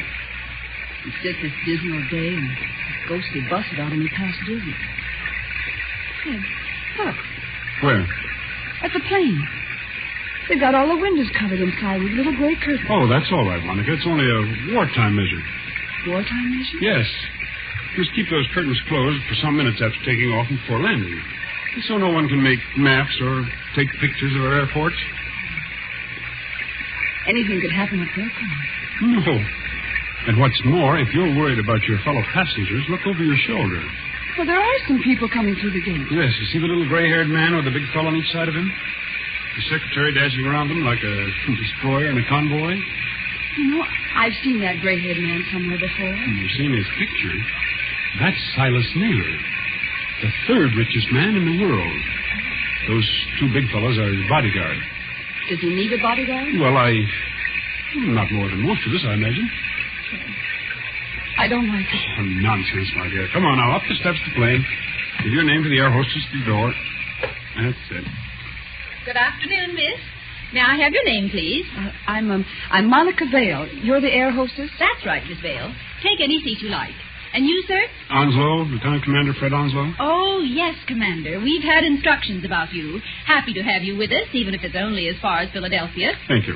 May I take your overcoat or your briefcase? Only the overcoat, please. I'll keep the briefcase. Friend, look there. What is it now? That man you called Mr. Naylor's secretary. Light-haired man, rather good-looking. He's sprinting towards this plane as fast as he can run. Well, you'd better be careful on that slippery surface. He certainly has. Air hostess, air hostess, air hostess, air hostess. Look out, man. Look out, man. Watch your step. Look out. Well, are you all right? Here, let me help you up. I'm all right, thanks. Perfectly all right. Air hostess. Yes, sir. My name is Michael Shepard. I'm Mr. Naylor's secretary, and I think there must be some mistake here. Mistake, sir? Yes. When Mr. Naylor travels, he's in the habit of booking every seat in the plane to ensure privacy. Yet we seem to have 2 extra passengers. Well, I'm afraid that's my fault, Mr. Shepard. Indeed, sir. Then would you and the young lady be good enough to take some later flight? I'm sorry. I'm afraid I can't do that. No, and why not? Maybe I ought to explain, Mr. Shepard, that Commander Onslow had last-minute orders to join his ship. He and Miss Vale have priority as far as Philadelphia. Philadelphia? Must we stop there? Only for a few minutes, Mr. Shepard. This is outrageous. Mr. Naylor is traveling, in a sense, on government business. Well, so am I, old man. The Navy often does. That doesn't alter the principle of the thing. I don't want to seem ungracious, you understand. Mr. Naylor is always glad to help our brave soldiers and sailors. Love of Mike. Now, choir will now sing hymn number 242. Now the But gorge is this right. time you've gone too far. I shall appeal to Mr. Naylor himself. Mr. Naylor. Yes, Mr. Shepard, I can hear you. What is it? This naval officer, sir, and the young lady. Oh, I know, Shepard, I know. Isn't the plane big enough for all of us? I was only following your orders, Mr. Naylor. You asked for privacy. All right, Shepard. What I'm asking for now is less noise. The lieutenant commander in the Navy, eh? That's right, Mr. Naylor. Off on another fishing trip, I suppose. That's just exactly right, sir. Ever have dyspepsia? No, never. Well, I have. 20,000 a year I pay doctors. And what do they give me? This stuff. I'm not surprised you got priority, Commander. But I am a little surprised about the girl. She's my fiancée. Mr. Naylor, Miss Vale. Meet the rest of my family. These two bruisers here, including the one with the mouth organ, are my bodyguard. Mr. Cohen. I'm pleased to meet you, Commander. How do you do? This is Mr. O'Reilly. Nice to know you, Commander. How are things going? Hey, Cohen, Kent, don't you ever get tired of playing that mouth organ? Stand away from the door. They want to close it.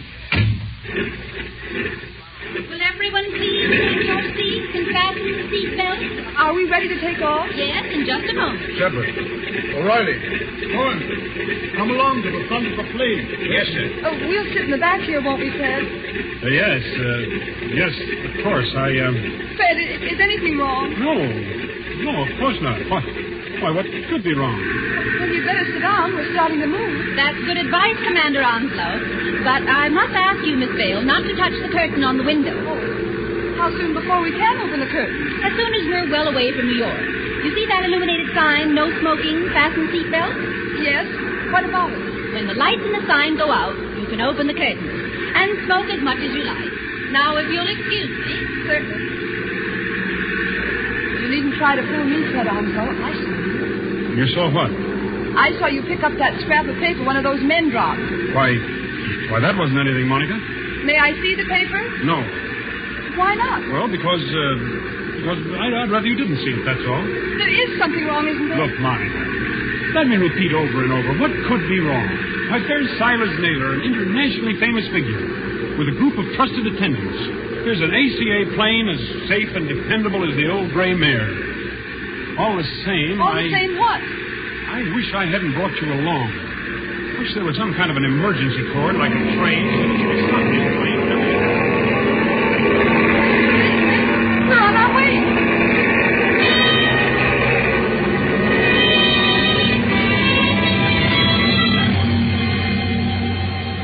minutes, 30 minutes, 40 minutes. The great silver plane throbs against dead quiet. It's warm and stuffy in the cabin despite the hissing ventilators. Dim white reading lamps shine down on a double row of cushioned chairs along one side and a single row of cushioned chairs along the other. Ahead above the closed door to the pilot's control cabin, the red glowing sign still warns against opening those curtains. Aft in the plane sits Commander Onslow, his eyes fixed on the clock under that illuminated sign.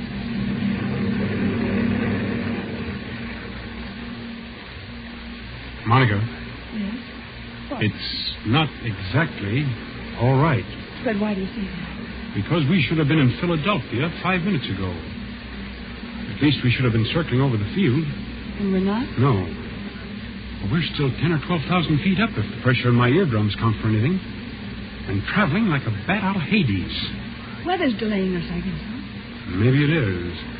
Awfully bumpy, isn't it? Yes, a little. Makes you gasp for breath and your stomach turns. Oh. That was a bad one. Not getting airsick, are you? I don't think so. Wish I had some of that chewing gum to give you. Ring for the air hostess. She'll bring you some. I did ring the bell, Fred, and there's no answer. Oh, she's busy in the pantry back there, that's all. She can hear you. Here, I'll get you some gum. No, wait, I'll go. Sure you're all right? I want to powder my nose anyway. Besides, you're going to have company. Our Mr. Shepard is breathing along this aisle as though he didn't like air pockets either. Well, thank the Lord one of that party's awake up there. I thought they were all dead. Don't say that. Say what? Dead. A spooky plane with everything so quiet and dead itself. Remember how the pilot walked through a while ago and looked around and walked right back to the control cabin again? Yeah, I didn't notice him. Oh, that's what I mean. It was like a ghost. I'll be right back. Say, Commander Onslow. Yes, Mr. Shepard? Mind if I sit down? Not at all. Go ahead. Fact is, Commander, I want to apologize. Oh, that's all right. Forget it. I'm not such an ill-mannered guy as I must have sounded. It's no joke, you know, taking care of the chief. I've got to go ahead like a cyclone, so that everything will be quiet when he gets there. And it's a great responsibility, too. I can imagine. I go on these long trips. There's the chief, half asleep, and O'Reilly reading detective magazines and Cohen with his mouth organ. Doesn't that mouth organ bother the old boy? No, he likes it. Especially when Cohen plays the old square dances. Chief's a great man in his way. I was just wondering about that. Wondering what? Is it true? Stop me if I'm talking out of turn. Go ahead. We can trust the neighbors.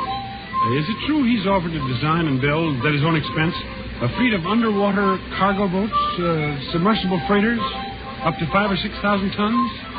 To do away with the submarine menace altogether? Where did you hear that? Oh, just rumor.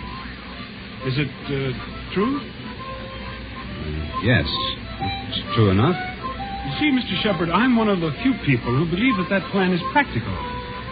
But there must be a lot of people who would like to see Mr. Naylor put out of the way. There are, Commander. Only they can't get at him. You're quite sure of that? Dead sure. Hitler himself isn't better guarded. Why, you could no more shoot or stab or poison the chief than you could... What was that? What happened? Monica? Is anything wrong back there? Well, it's all right, sir. It's only a noise in the pantry. We'll see to it. Monica, pull yourself together. What's wrong? It's that air hostess, Miss Lee. Well, what about her? She's lying back in the pantry among the broken dishes with her head all over blood. Somebody beat her over the head and left her there to die. Somebody? Yes. But nobody's gone back to the pantry. Nobody's gone past us except the pilot or co-pilot of this plane, remember? Excuse me, Mr. Shepard. I'm going to open the curtains on that window. Do you think it's wise, Commander? We were told not to. Well, we were told a lot of things. I'll just take the responsibility of... Good Lord. There, Monica. Mr. Naylor. Yes, son. What's up? Draw the curtain on your window and take a look down. If O'Reilly and Cohen have got guns, they better keep them handy. Is that so now? Why? Because we're not flying west. We're over the Atlantic Ocean now and headed straight out to sea.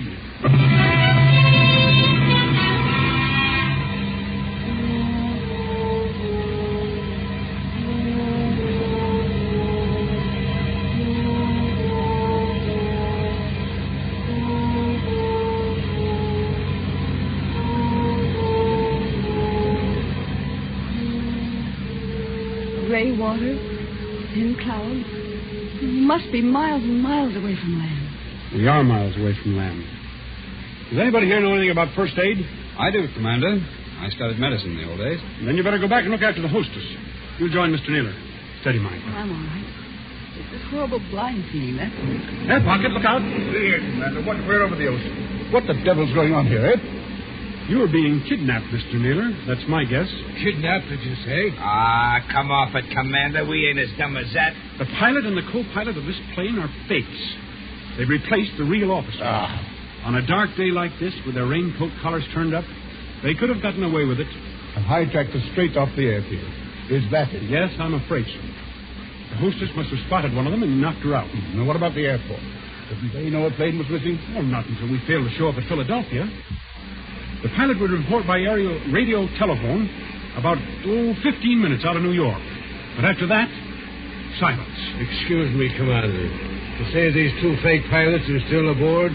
In that compartment there with the closed door? Yes, that's right. Well, what are we waiting for, Cohen?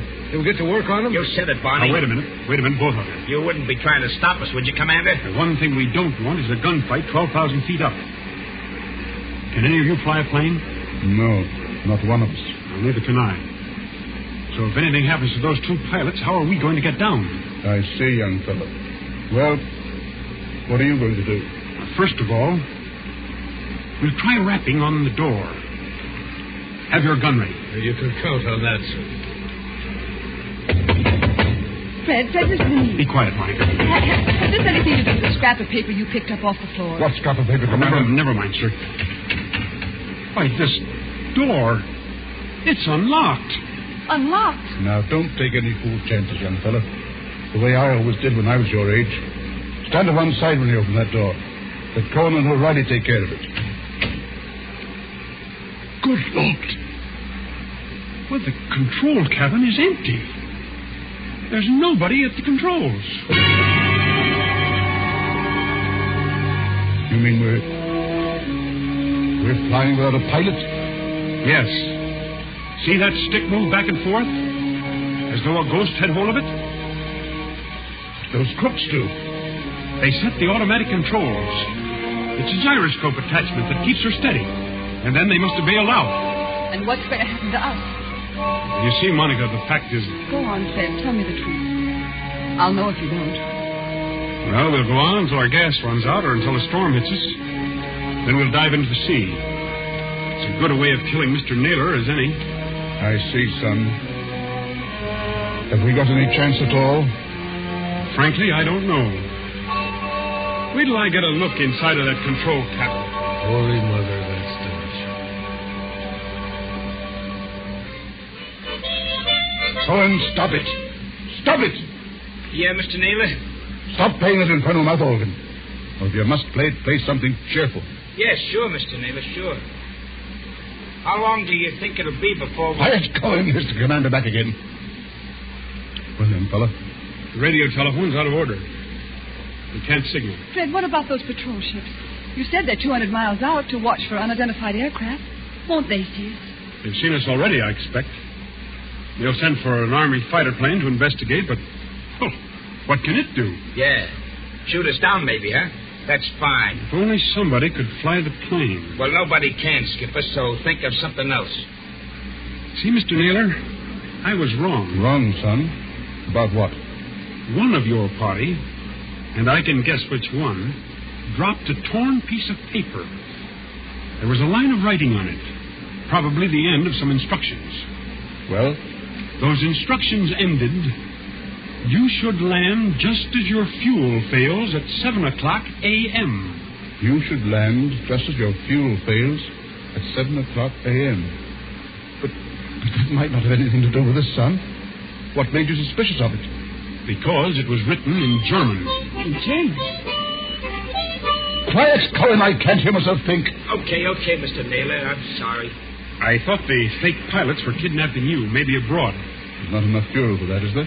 Well, if there's enough fuel for Los Angeles, then there's enough for Europe. Well, that won't work. They bailed out and left us to crash. Excuse me, sir. But it's getting black as pitch out there. I think there's a storm coming up. What happens when that hits us? Plenty, O'Reilly.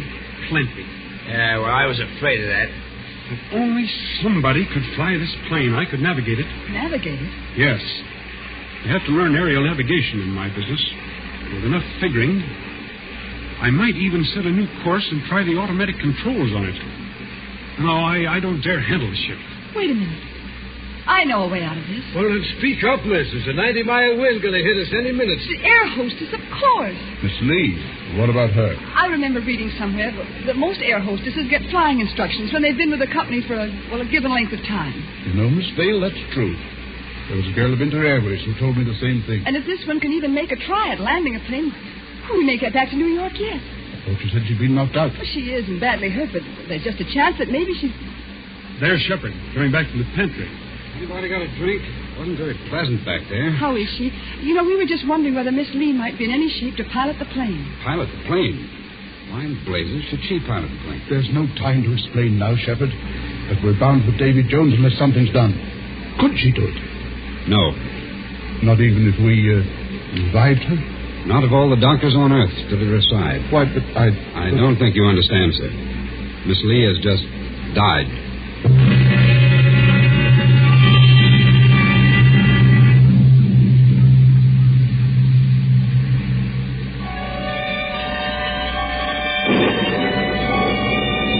Thin singing of wind above the clouds, then storm with a white eye of lightning at the windows. Losing height, gaining it again, blown off her blind course, flung partway back again, always racing forward on a flight to nowhere.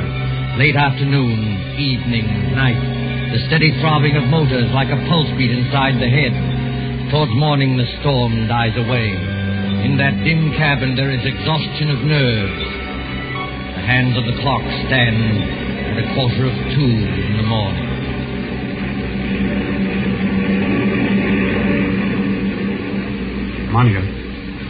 Monica, wake up. What? Shh. It's Fred. Now keep your voice down. Have I been asleep? Yes, for a couple of hours. They say condemned criminals sleep on the night before their execution. Where are the others? I was a boy back home in the county down there. And Father used to say to me, "Barney O'Reilly," says he, "did you ever see a banshee? A banshee," says he, "is the old woman that lets you know when you're going to die." Pipe down, you two. No, I'm sorry, Mr. Neal. No offense, Chief. And the man play a quiet game of solitaire without somebody yapping all the time? Left 9 on red dead. Listen, Monica, and listen carefully. My first idea was right after all. What are you talking about? There's somebody aboard this ship who can fly a plane. Shh. There is. I proved it by the automatic controls. Proved it how? If those controls had stayed as they originally were, the side winds would have blown us clear off our course. But we're still on our course. That shows that somebody's been sneaking in there and setting us right again when we do stray. Then you mean... I mean we're headed for somewhere. We're being taken somewhere. But we may outwit this gentleman yet. Outwit who? Is somebody still talking back there? I'm sorry, Mr. Naylor. Monica's just waked up. None of us can feel very much like sleeping anyway. You're right, son. I admit it. Come up here and join me, will you? With pleasure. I teach myself this twice in this card game, but I still can't make it come out. Oh, what's the use pretending anyway? We know we're in for it. It's this waiting that gets you. Yeah, that goes for all of us, Mr. Naylor. What I'm dreading is the minute when those motors choke and go dead, and we start whirling down. What does it sound like, Commander, when motors conk out? I've never heard it, Mr. Naylor, but I imagine it sounds like... Listen. I imagine it sounds like that. We're losing height. I can feel it. Well, Colin, I guess this is the payoff. Yeah, you said it. Look here, Mr. Naylor, we can't be out of fuel. Because it's too early. Look at the clock. It's only 5 minutes to 2 o'clock. I beg your pardon, old man. It's 5 minutes to 7 o'clock. 7 o'clock? Are you crazy? No. Haven't you forgotten the cross-ocean changes in time? By George, the commander's right. European time is 5 hours ahead of our time. If you don't believe me, just notice that it's getting daylight outside. I was thinking of that message. You should land just as your fuel fails at 7 o'clock a.m. Stand perfectly still, all of you. Yeah, what's got into little Lord Fauntleroy? I'll show you what's got into me, my friend. Yes, I rather thought you would. I shall go into that control cabin.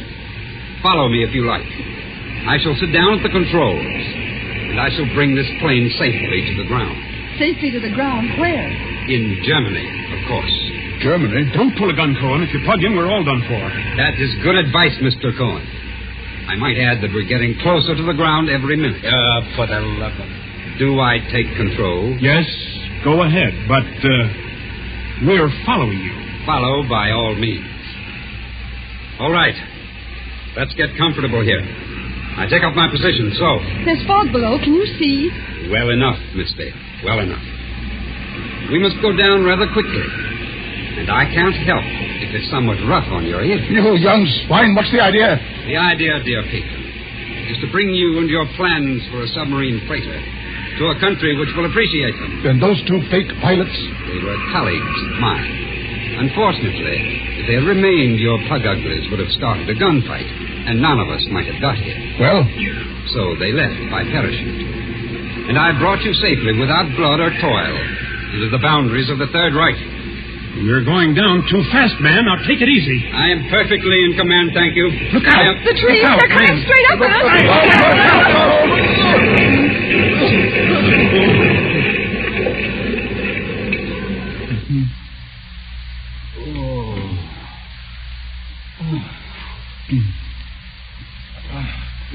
Are you all right, Monica? Are you all right? Yes. Oh, only a bit shaken up. We're all okay here, Skipper. Shall I give this guy the works now before they come to get us? No, don't shoot. Let him alone. That also is good advice.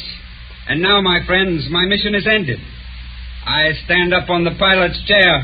I throw open this glass hatch. And to all Germany, to all the world, I cry. Dies ist das gestohlene Flugzeug im Begriff zu landen auf Feld Nummer 21. Heil Hitler!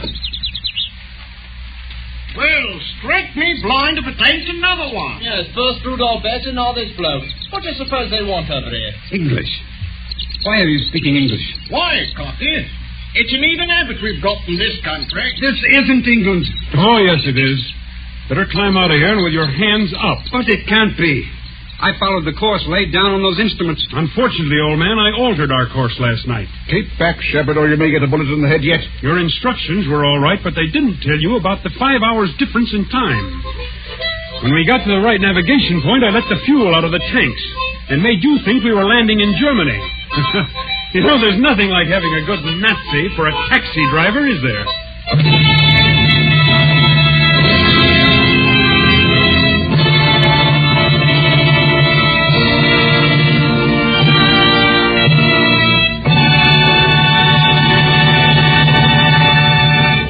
And so ends Death Flies Blind, starring Richard Dix with Gail Page and Montague Love.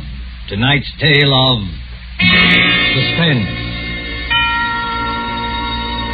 This is your narrator, the Man in Black, who conveys to you Columbia's invitation to spend this half hour in suspense with us again next Tuesday, same time, when Mr. Paul Lucas will star in the suspense play called Mr. Markham, Antique Dealer. Ladies and gentlemen, on the following Tuesday, May 18th, Mr. Charles Lawton and Miss Elsa Lanchester will be with us in one of the most famous of Agatha Christie's thrillers, The ABC Murders. William Spear, the producer, Ted Bliss, director, Lud Gluskin and Lucien Mohowick, the conductor and composer, John Dixon Carr, the author, collaborated on tonight's Suspense.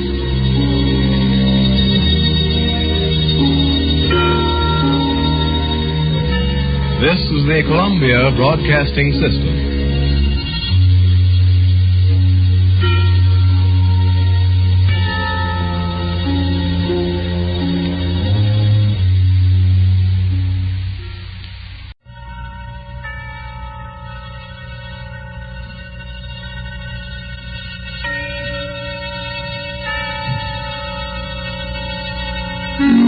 Suspense.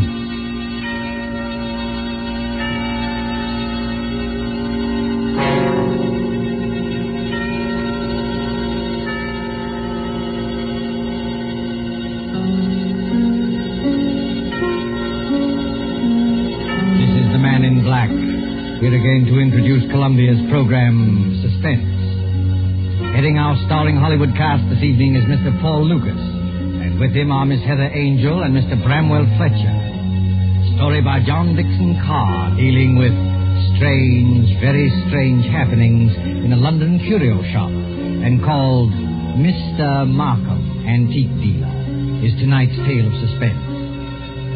If you have been with us on these Tuesday nights, you will know that suspense is compounded of mystery and suspicion and dangerous adventure.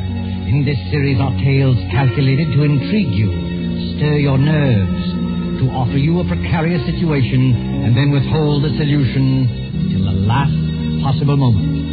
And so, with the performances of Heather Angel, Bramwell Fletcher, and Paul Lucas as Mr. Markham, Antique Dealer, we again hope to keep you in suspense.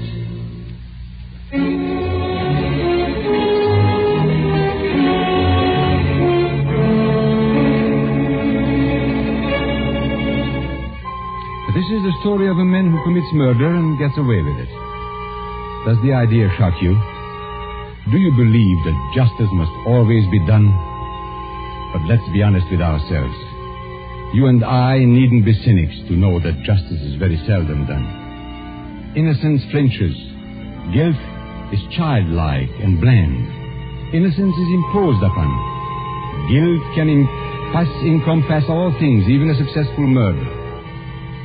And I know this because I was the murderer, you say? Oh, no. Inquire at Scotland Yard. I was the victim. In Bond Street, not far from Piccadilly, there used to be an establishment, which in a less fashionable part of town would have been called a shop. On the windows, in letters as discreet as a visiting card, were the words, Charles Markham, antique dealer. Such a delightful fellow, Markham.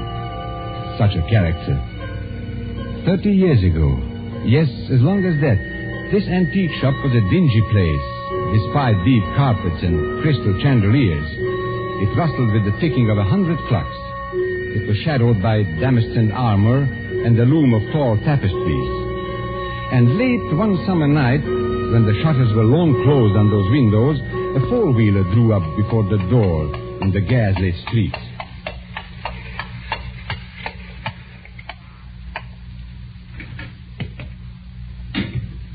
That's all, cabby.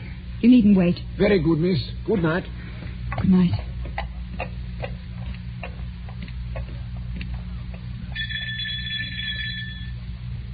He must be here.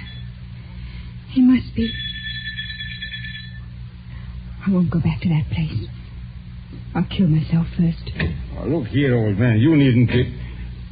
Oh, I beg your pardon. And I beg yours. I'm not the person you were expecting, am I? No, madam.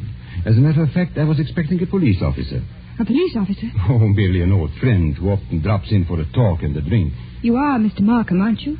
Yes, my name is Markham. Can I be of any service to you? I want to come in.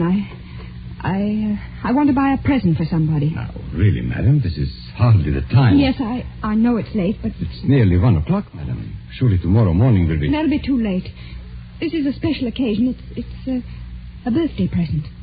That's it. A birthday present. I've got to deliver it before breakfast.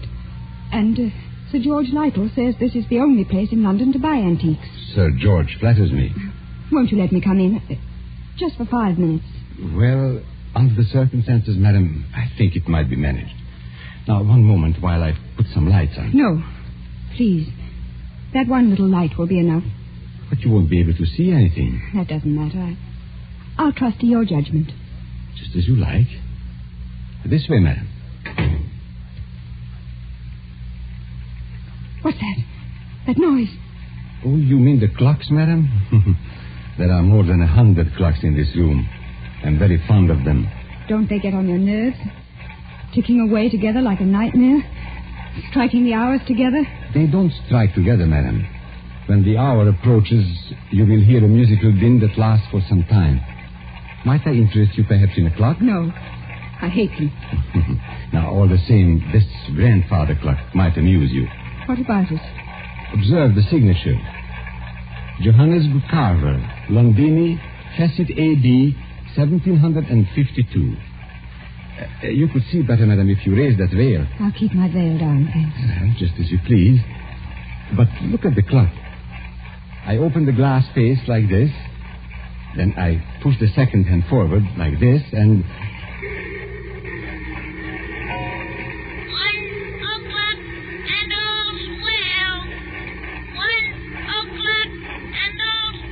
What was that voice? Only the clock, madam. Nothing more. The clock spoke. Clever, isn't it? A device of old John Carver. Anticipating Mr. Edison's gramophone by more than 100 years. Oh, but you don't like clocks. No. May I ask whether the present is for a lady or a gentleman? It's for a man. Oh, has he some knowledge of antiques? Yeah. I mean... furniture, perhaps. Porcelain, bronzes, tapestries, weapons. He might be very much interested in weapons. Then yes. I imagine his name is Mr. Ronald Gilbert. Now, will you tell me, Miss Ray, why you really came here tonight? So you know who I am. Naturally. You are Miss Judith Ray. And why did you come here? I wanted to see what sort of a man you actually were. Oh, and have you found out? No, but I won't go back to prison. I won't. As you will. But since it's to be a business conference, Miss Ray, and I imagine it is... Yes. Well, then suppose we go into my office, here at the back of the shop. Will you precede me? Thank you. Oh, you must excuse the dust covers I put on the chairs here. I'm leaving for a holiday tomorrow, and the shop will be closed. When I return next week, Miss Ray, I shall expect the amount requested. In cash, of course. But I can't raise £2,000. You ought to know that. Your fiancé could raise the money, I imagine. Ron?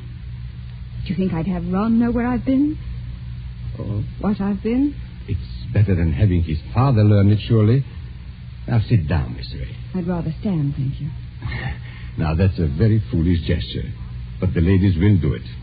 They think it gives them dignity and shows the disdain of the poor blackmailer. You see, I make no bones about it. I am a blackmailer. You seem rather proud of yourself. Why not?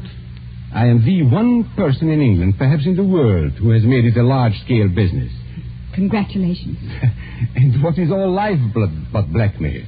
The child says, if you don't give me that, I'll scream. The grown woman says, if you go on behaving like this, I will leave you.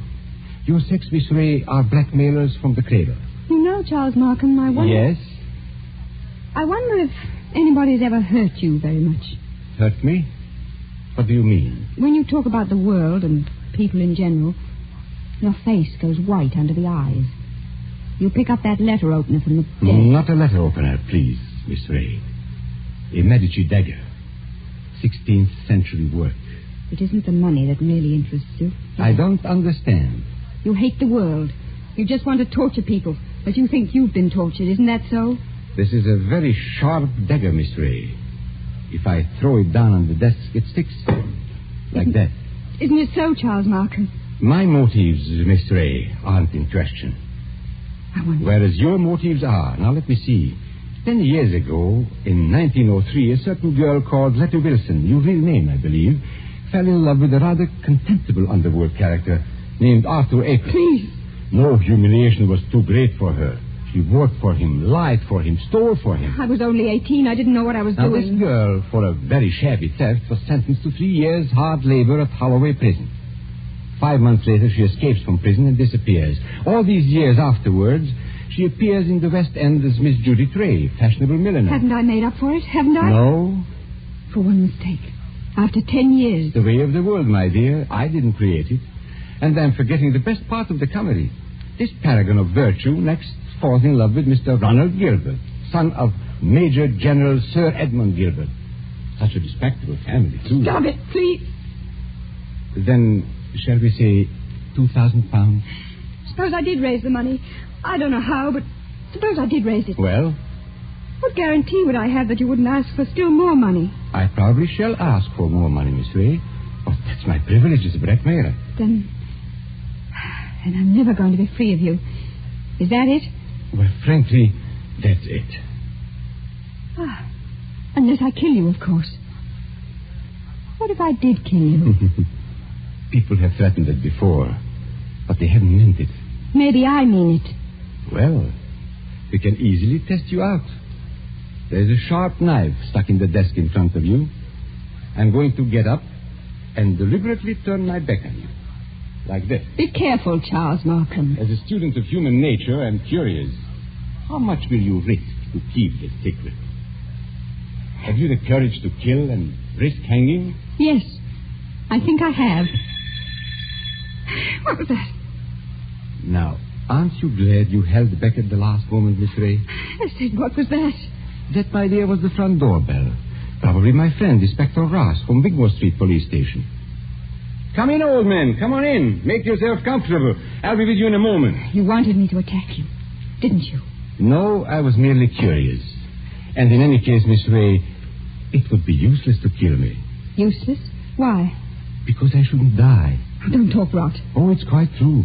A man in my position must take certain precautions. If you killed me, I should be back to haunt you within half an hour. And I don't happen to be joking. Come in. Now, look here, Markham. Good Lord, Judy. Ron. Mr. Ronald Gilbert, as I live. Oh. What are you doing here? He hasn't got anything against you, has he? Speak up, Mr. Gilbert. Have I? The fact is, Judith, I... Look at him, Miss Ray. See how he changes color and twists his moustache and altogether resembles a boy caught in his mother's gem cupboard. Perfect picture of a gentleman being a gentleman. Look here, Markham. I'm not very clever. You can always make a fool of me when you start talking, so let's stop talking. I brought the money. What money? Oh, merely my fee for keeping quiet about you. So you went to Ron, too. You told him about it. Naturally. If possible, always sell your wares in 2 markets. How much money? Never mind, Judith. I hoped I could do this without your knowing. How much money? 3,000. It's all I could raise. Has he told you who I am and what I've been? Look here, Judith. Who the devil cares who you are or what you've been? I happen to be in love with you. Never mind. Let's get out of here. Ron, it's no good. He'll only come back for more money. I know that, but what else can we do? Nothing, I'm afraid. Well, what's that knife doing there, stuck in the desk? Nothing dangerous, I assure you. No? Merely a curio. I pick it up like this, I flip it down like this, and pick it up again. Miss Ray was very much interested in the dagger. Now, may I have that envelope with the money, please? There you are. Take it. Thank you. As I explained to Miss Ray, I'm leaving tomorrow for a holiday, hence the general disarray and the dust covers on the chairs. But before my departure, I'm glad we could settle this affair, as you would say, like gentlemen. Before we clear out of here, Markham, there's just one favor I'd like to ask. Well, of course, old man, ask away. This is your job, I suppose. You can't help being what you are, but never again, as long as you live. Well? Never even say the word gentleman. Be careful, Ron. Look at his face. Tell me, Mr. Gilbert, how much money is in this envelope? You heard what I said, 3,000 pounds. Then take it back, my friend. I find we can't strike a bargain after all. What do you mean? Just what I say. Here is your money. You will now oblige me, both you and Miss Ray, by leaving my shop. But what are you going to do? Tomorrow morning, perhaps even tonight, I'm going to get in touch with the police, and I shall tell them where they can find Letty Wilson, alias Judith Ray. You can't do that, Markham. Oh, yes, he can. You hit him where it hurts. 3,000 pounds, my friend, is not enough compensation for the way you talk. There is a way through the shop. Shall I escort you to the front door? No. Oh, so you prefer to stay here and make a fool of yourself? You're not going to tell the police, Markham. I promise you that. And how are you going to stop me? With this. Run! Put that gun away. It's a funny thing, Judith. I felt a bit of a fool, bringing this revolver along. But now I've got a use for it. Oh, yes, I've got a use for it. Oh. Maybe the best thing would be to go into the street now and call a policeman. You'll never get into the street, Markham. Are you following me into the shop? Yes. So both of you, it appears, came here under false pretenses. You said you wanted to pay me some money. The money's still here, but you've lost your chance to get it. And our dear Judith said she wanted to buy a present for you. I showed her this grandfather clock here, this talking clock. Don't go a step beyond that clock, Markham. I warn you. Nonsense, old man. You wouldn't dare shoot. Wouldn't I? No, and I'll call your bluff. 1 step. 2 steps. John! I know your whole silly tribe, my friend. You wouldn't risk it. No, you wouldn't. What's happening to me? Don't try and grab out of the clock, Markham. It won't save you. You wouldn't risk your life. You wouldn't risk your family position. You wouldn't. 115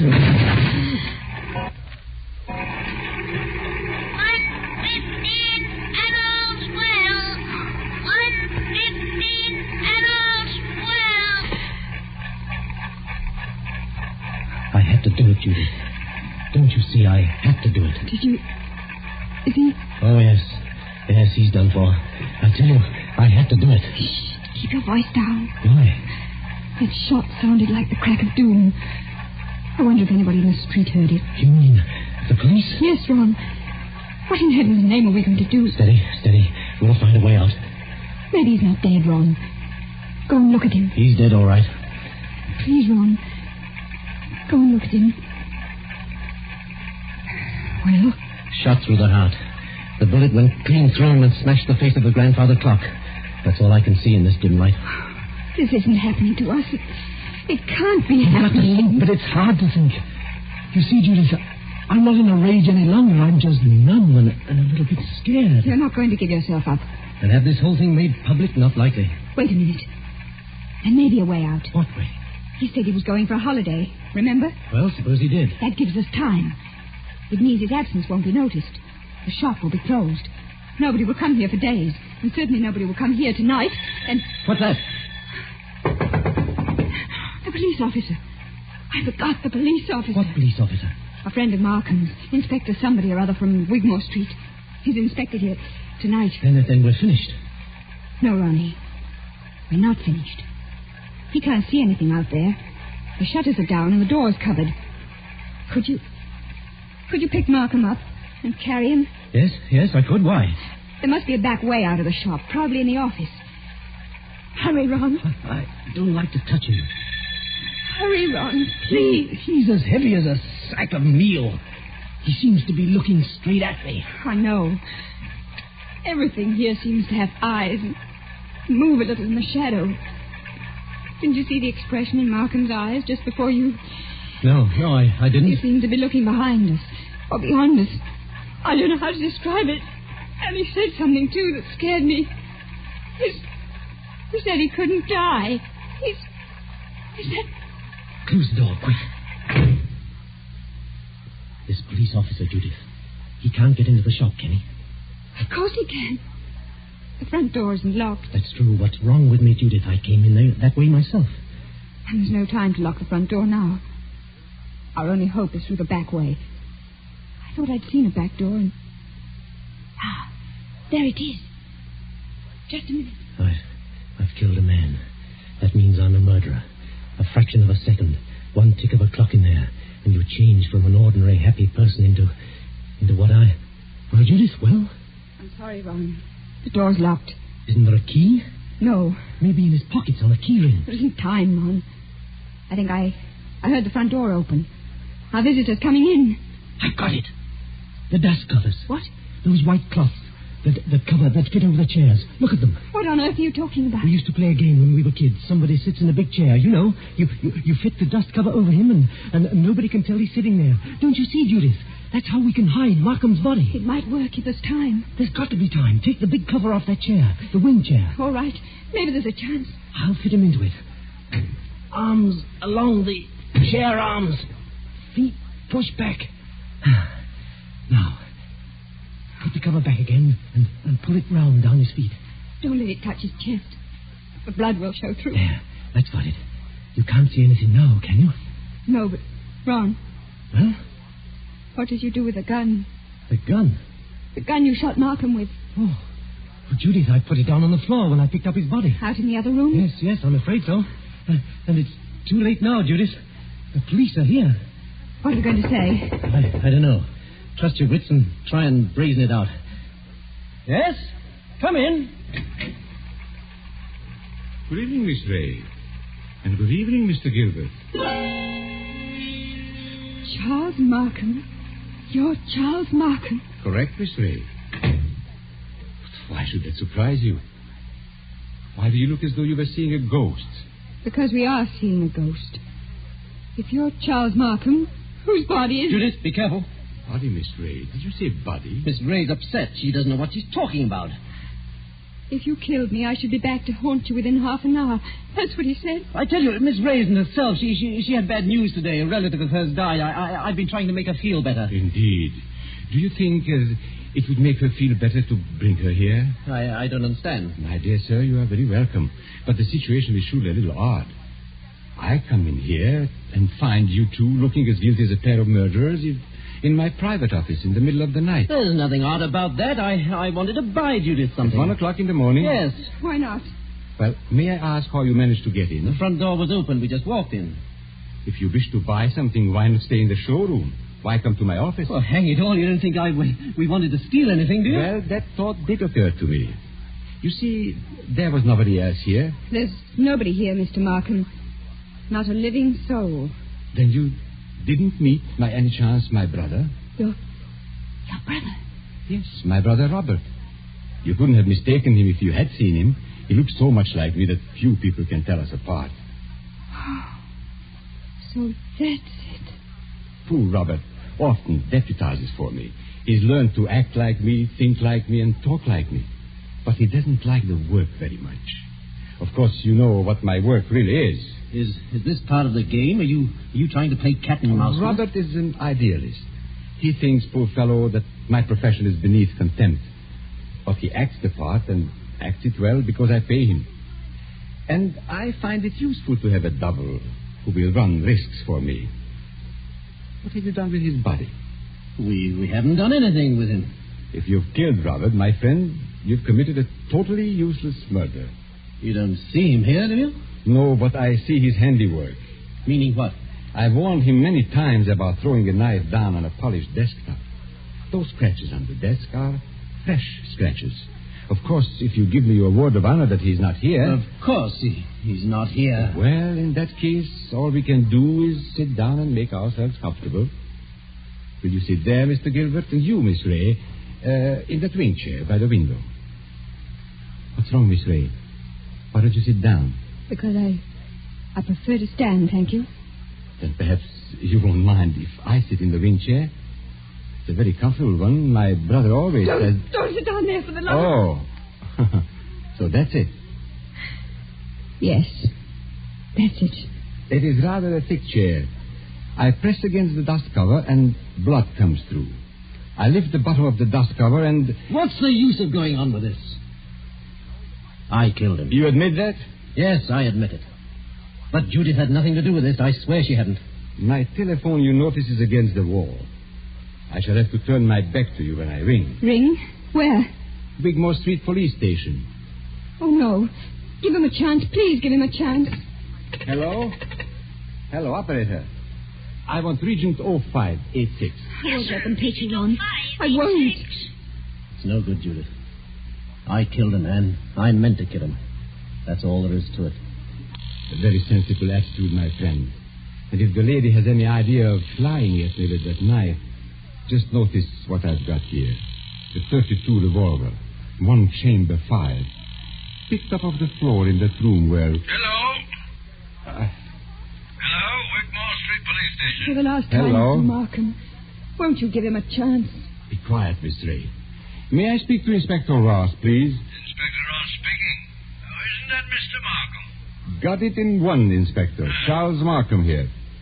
I understand you were going to drop in and see me tonight. Well, I intended to, Mr. Markham, but I'm afraid I can't make it now. Oh, why not? Anything wrong? Only a robbery in Davies Street, but it's likely to be a long job. Sorry I can't get there. Well, that's perfectly all right, Inspector, because actually I rang up to make sure you wouldn't come here tonight.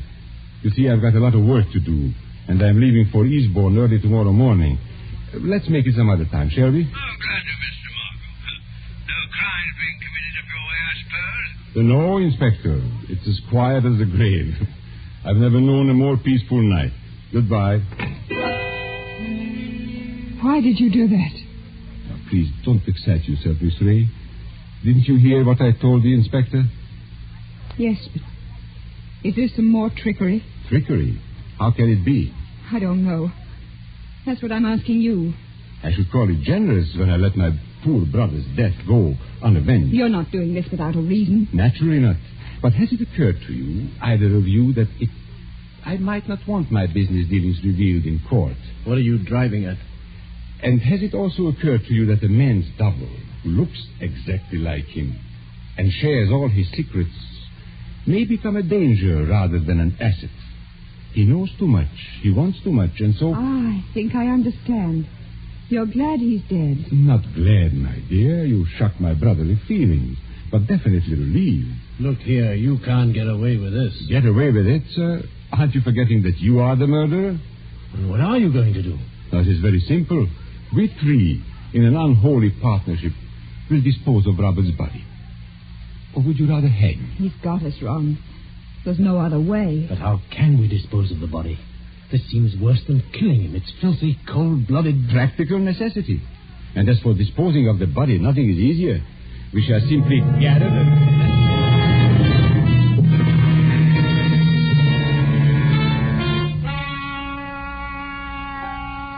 And so, as I said before, this is the story of a man who commits murder and gets away with it.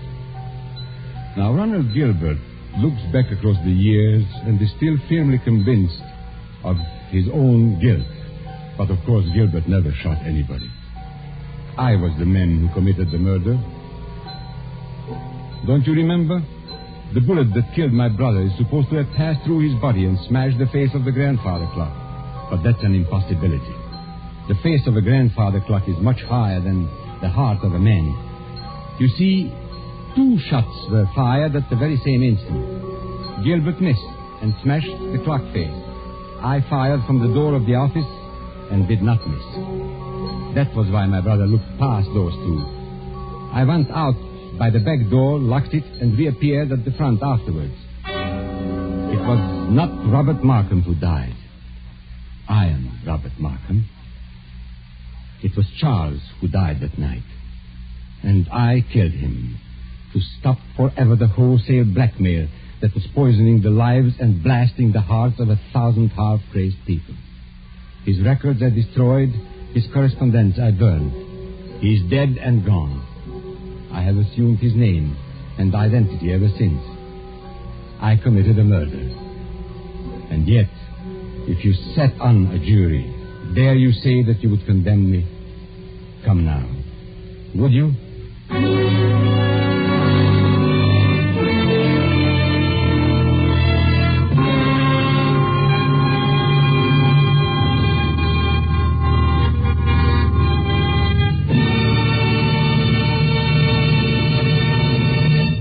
And so closes Mr. Markham, Antique Dealer, starring Paul Lucas with Heather Angel and Bramwell Fletcher. Tonight's tale of Suspense. This is your narrator, the man in black, who conveys to you Columbia's invitation to spend this half hour in suspense with us again next Tuesday, when we will have the pleasure of bringing you Mr. Charles Lawton and Miss Elsa Lanchester, who will star in one of the most famous and suspenseful of Agatha Christie's thrillers, The ABC Murders. The producer of these broadcasts is William Spear, with Ted Bliss, the director, Lud Gluskin and Lucian Morowick, conductor and composer, and John Dixon Carr, the author, collaborated on tonight's Suspense. This is the Columbia Broadcasting System.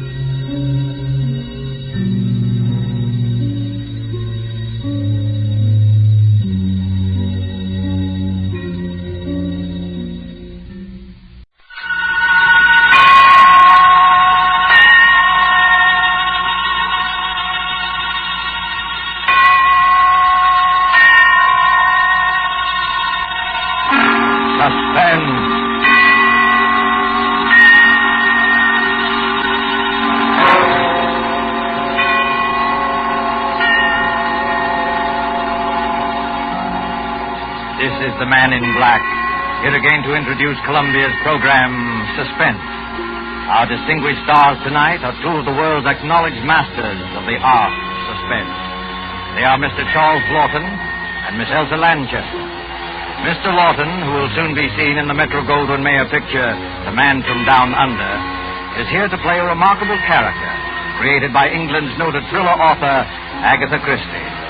A mild-mannered character whose initials were ABC, and about whom revolved a series of savage murders, all neatly and alphabetically arranged. ABC was stamped upon all his belongings, those being his rightful initials. And ABC was stamped, too, upon the large railway timetable he always carried. But there was nothing so odd about that detail, since no traveler in the British Isles would dream of planning a journey without consulting this famous railway schedule, the ABC. And so, with the ABC Murders by Agatha Christie, written for radio by Robert Tallman and William Spear, and with the performance of Charles Lawton, we again hope to keep you in suspense.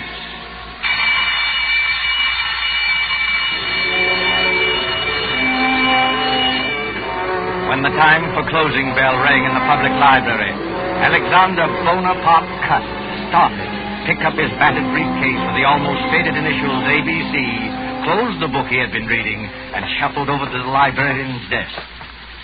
It's a most interesting book, librarian. I should like to come back sometime and read another chapter of it, if I may. Quite. Yes, Mr. Clark. Can I help you, sir? No hurry. Well, I'll be going along now. Thank you. Rum little chap, that. What do you think he was reading? Studies in epileptic somnambulism. Medical stuff, eh? Oh, I see. The little fellow left his briefcase. I'll catch him at the door. I say, sir, just a moment. You left something. Oh, dear, it's my briefcase. I'm terribly sorry. I seem to be getting more and more forgetful lately. Why, only the other day I left it on the counter in a tobacco shop. Lucky you have those initials. Not many people with the initials ABC sticks in your mind. What do you mean by that, sir? Well, after all, they're the first 3 letters of the alphabet. Practically the first thing we learn, isn't it?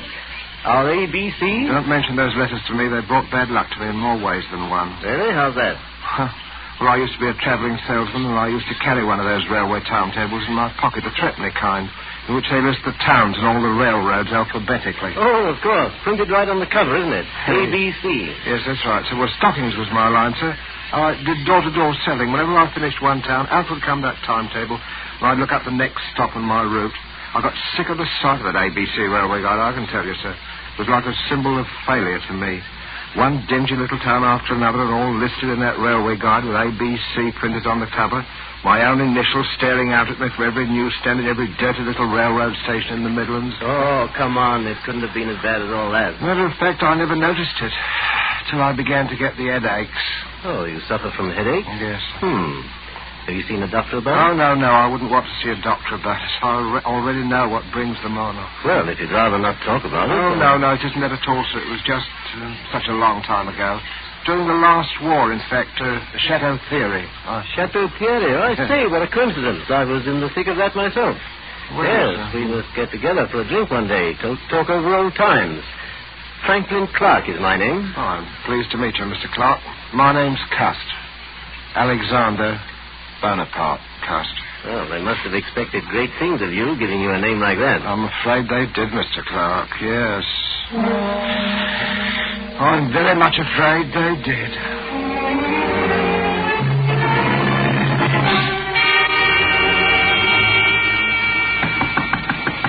Mr. Cust. Oh, Mr. Cust. Who is it? It's me, Mr. Cust. I've brought you up a spot of tea. Oh, it's you, Miss Marbury. That was very thoughtful of you. Oh, nonsense. You know Mother dotes on you. Oh. You're her favourite lodger. In fact... Why, Mr. Cust, you're packing your things. You're not leaving us, are you? Oh, no, I'm just taking a little trip over the bank holiday, you know. Now, don't try to deceive me, Mr. Cust. You're embarrassed about owing us, aren't you? No. You needn't be, Mr. Cust. Really, you needn't. Oh, you are a nice girl, Miss Marbury. You really are a nice girl. As a matter of fact, I'm not going just for the bank holiday. I've something rather important, some very important matters to take care of. You know, it's very possible that my mother didn't have me christened Alexander Bonaparte Cust for nothing. Oh, have you got a position, Mr. Cust? Well... What is it? Well... Oh, come, Mr. Cust. You can tell me, can't you? Well, Miss Lily, I can tell you this much. I shall be travelling quite a lot. In fact, where did I leave that ABC railroad guide? Oh, yes, here it is. First stop, Andover. Andover? That's not very far. No, but I must be getting on if I don't want to miss that train.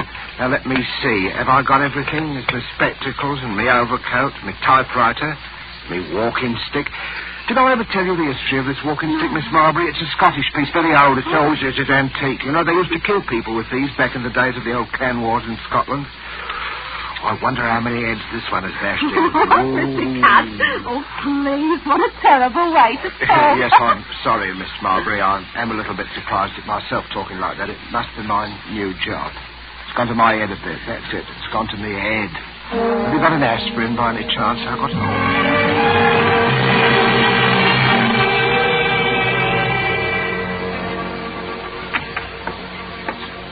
Yes, gentlemen. What'll it be? Packet of cornflakes for me. Yes, sir. And the other gentleman? 3 Havanas, the shilling cigars. Havanas? You gentlemen must be up from London. That's right. Is that your name on the window of this shop? That's right, sir. Olivia Asher. Been in business right here in Andover and right here in St. Andrew's Place for 20 years. All A's. Andover, St. Andrew's Place, and Asher. Funny, ain't it? Never so much as crossed the line before. Well, Mrs. Asher, we're from Scotland Yard. We have reason to believe there may be a homicidal maniac at large in Andover. Good blimey. We don't want to frighten you, Mrs. Asher. For all we know, this may be just a practical joke. You see, we received an anonymous letter, typewritten, and signed ABC. ABC? This murderer, if there's anything in his story, is planning a series of murders. His mania seems to be centered on the alphabet. If he follows his plan through, his first murder will be committed in Andover, and the victim will be a person whose name begins with an A. The Lord help me, sir. You don't think... We don't think anything. Scotland Yard has taken its precautions. Oh, a woman takes a terrible chance. There's probably nothing to be alarmed about, but it won't hurt to keep a sharp lookout. Who's next on your list, Mackenzie? Next is Arthur Atwood. All right. Let's be on our way, then. Good day, madam. Don't worry. Thank you, sir. And good day to you, sir. A murdering lunatic in Andover of all places.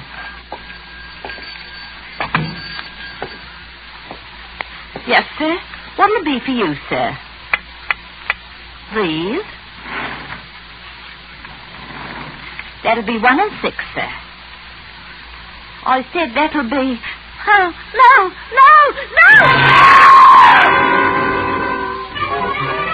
Exciting newspaper sensation. Homicidal maniacs in Andover.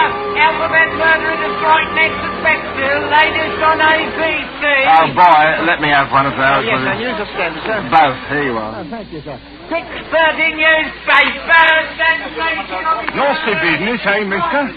Oh, yes. Very, very. You never know with lunatics. They don't always look bomber, you know. Sometimes they look the same as you on me. Eh? Yes, I suppose they do. Out of fact. Sometimes it's the wall on Ingram. Never been right since. Yes, I expect you're right. You know, I don't hold with walls. I hope this'll be the last. You don't hold with wars, eh? Well, young man, I don't hold with plague and sleeping sickness and famine and cancer, but they happen all the same. And murder happens all the same. They can't prevent them. Well, I'm sorry, sir.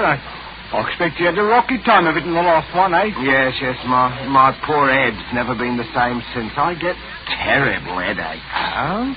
Well, I'm sorry about that, sir. Sometimes I hardly know what I'm doing. You don't say. I forget things. You know, for instance, I could have sworn I had an ABC railway guide in my pocket an hour ago. Do you know, they found one of them ABC railway guides on the poor tobacconist lady that he murdered. Who?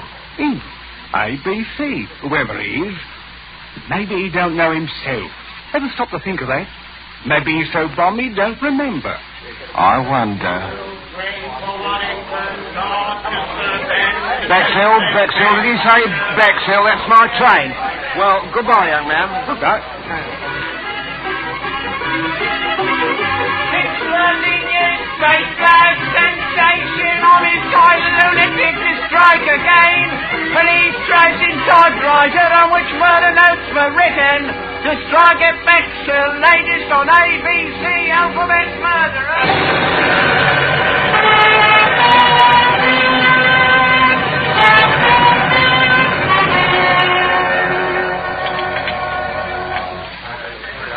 Your order, sir?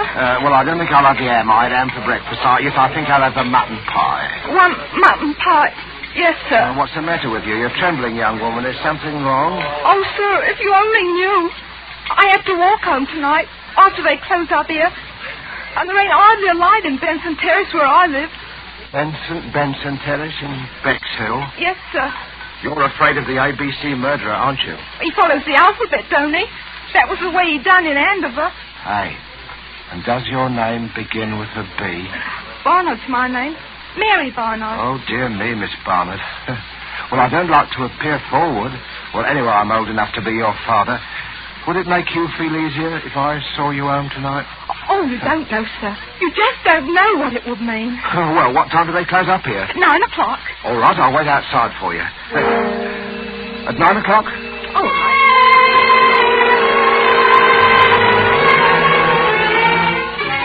Ladies, waitress brutally murdered in Bexhill. ABC strikes again. Here you are, sir. Scotland Yard receives third murder note. Alphabet murderer to strike again in Cheston.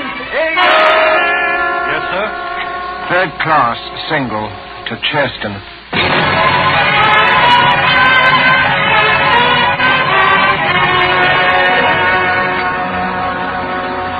Give me a pint of half and half, please. Yes, sir. There you are, sir. You up from London, sir? Yes, I come directly from London. Ah, salesman? Stockings is my line. Rough going these days, what with rationing, eh? Well. It isn't my old friend Alexander Bonaparte Coates. I'm sorry, I'm afraid I don't remember. We met in the library, remember? Oh. In London. Yes, had quite a talk. Yeah. Franklin Clark, remember? Yes, of course. You'll forgive me, Mr. Clark. My memory, it seems to be getting worse and worse. But you must have come under better times, Mr. Cuss. New briefcase, I see. Nice, bright, new initials? Well, I got a job shortly after I saw you, Mr. Clark, from Ballinger Limited. Stockings. It's my old line, you know. But to tell you the truth, I haven't been doing very well. Oh, those headaches again? Yes, the headaches. And the murders. The murders have upset me something terrible. Oh, well, you're shaking like a leaf, man. No. Hey, Jonathan, a brandy for Mr. Cust. He needs it. Sir. The trouble with you, Cust, is you're inclined to be morbid. I remember that book you were reading the day we met, stuff about epilepsy. Well, it might be epilepsy, mightn't it? What? Well, they discharged me from the army before the war ended. See, I had a kind of a fit, you know. Never had anything like it again, have you? No, I didn't have a fit again, just the headaches. I forget what happens, hours at a time. Do you know, once I was sitting in a station waiting room and a newsboy came by and I bought a paper from him, and it was all about that first murder in Andover. It said the police had got another note, another typewritten note, Mr. Clark, and the murderer was going to strike next in Bexhill, and suddenly I realized I was in Bexhill, and I'd been in Andover the day before when the first murder happened. Well, how did you happen to go from Andover to Bexhill? Well, that's the way I'm supposed to go, on my route, selling the stockings. I'm supposed to take the towns alphabetically. Oh, well, then it's not so surprising you should have been in Bexhill after all, is it? Just a coincidence. Well, the waitress in Bexhill there, I walked home with her that night, Mr. Clark, the night she was murdered. For good heavens, Cust, you don't think you killed Mary Barnard, do you? I don't know, Mr. Clark. It said in that book that people who have had epileptic fits often do things and don't remember them.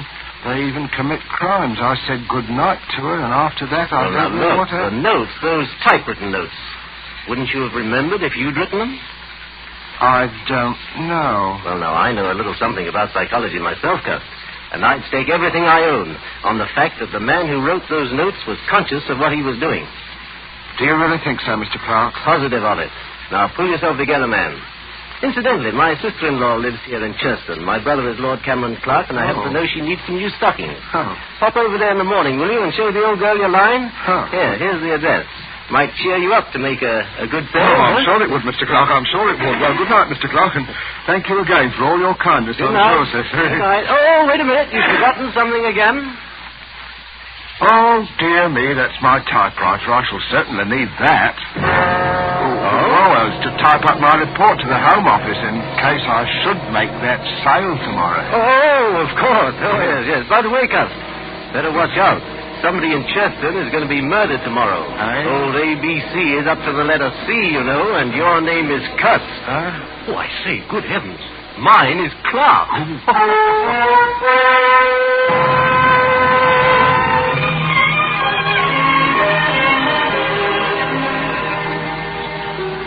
Well, thank you again for your generous order, Lady Clark. I hope you'll be pleased. This line of woolen lined stockings is one of Ballinger's best buys right now, Lady Clark. My brother-in-law told me that you'd had some unfortunate times lately, Mr. Cust. But I really did need the stockings, and I should... Hello again, Cust. Stuffing myself with bacon and eggs. Make a sale, old boy? Oh, yes, Mr. Clark. Thank you very much. Good. Louise is filthy with money, and her ladyship's legs are in constant need of recovering. Oh, I wouldn't say that. Yes, really. She wanted the stockings. Well, thank you very much, my lady. I hope I shall have the privilege of serving you again next year. Goodbye, Mr. Cust, and good luck. Cheerio, Cust.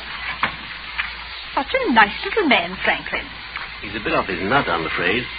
Last night he tried to convince me that he was the ABC murderer. His initials, you know. He has minor lapses of memory. That little man a murderer? Oh, really, Franklin? Good Lord, what was that? Tell the maid. Where's that girl? What's going on? In the master's bedroom, milady. You better go with her, Mr. Franklin.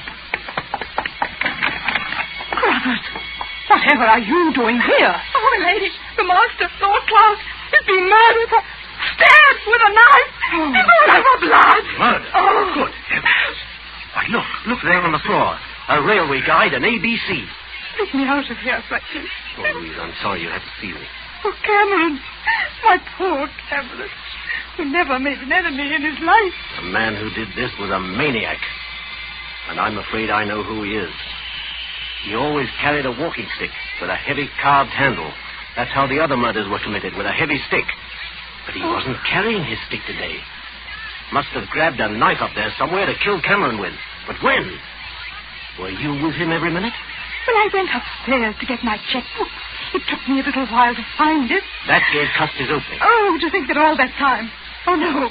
No, I'll never forgive myself, Franklin. No, none of that now, Louise. The important thing now is to stop him before he can commit another murder. Well, what are you going to do, Franklin? I'm going to the police and see if they'll let me help. Let's have a look at this ABC railway guide he left beside Fort Cameron. Look here. All checked.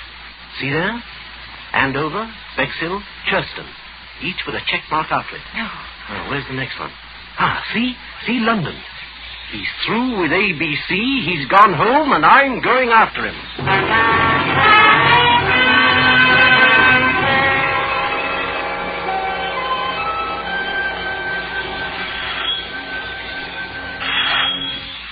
Yes? Well, Mr. Cust, come in.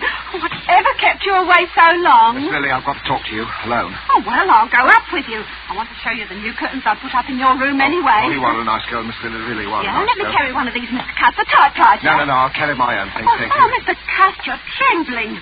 Oh, dear, you do look a fright. Look, I'm going to try and get you a hot foot bath. No, not now, please, not now, Miss Lily. There's no time for it. What is it, Mr. Cust?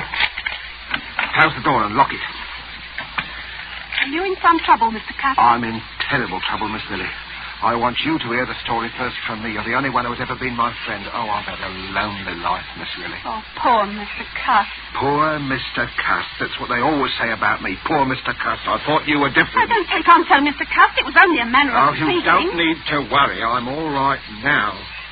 I never get two spells in one day. Spells? Mr. Cust, I don't understand. Well, you heard of the ABC murders? Shocking affairs.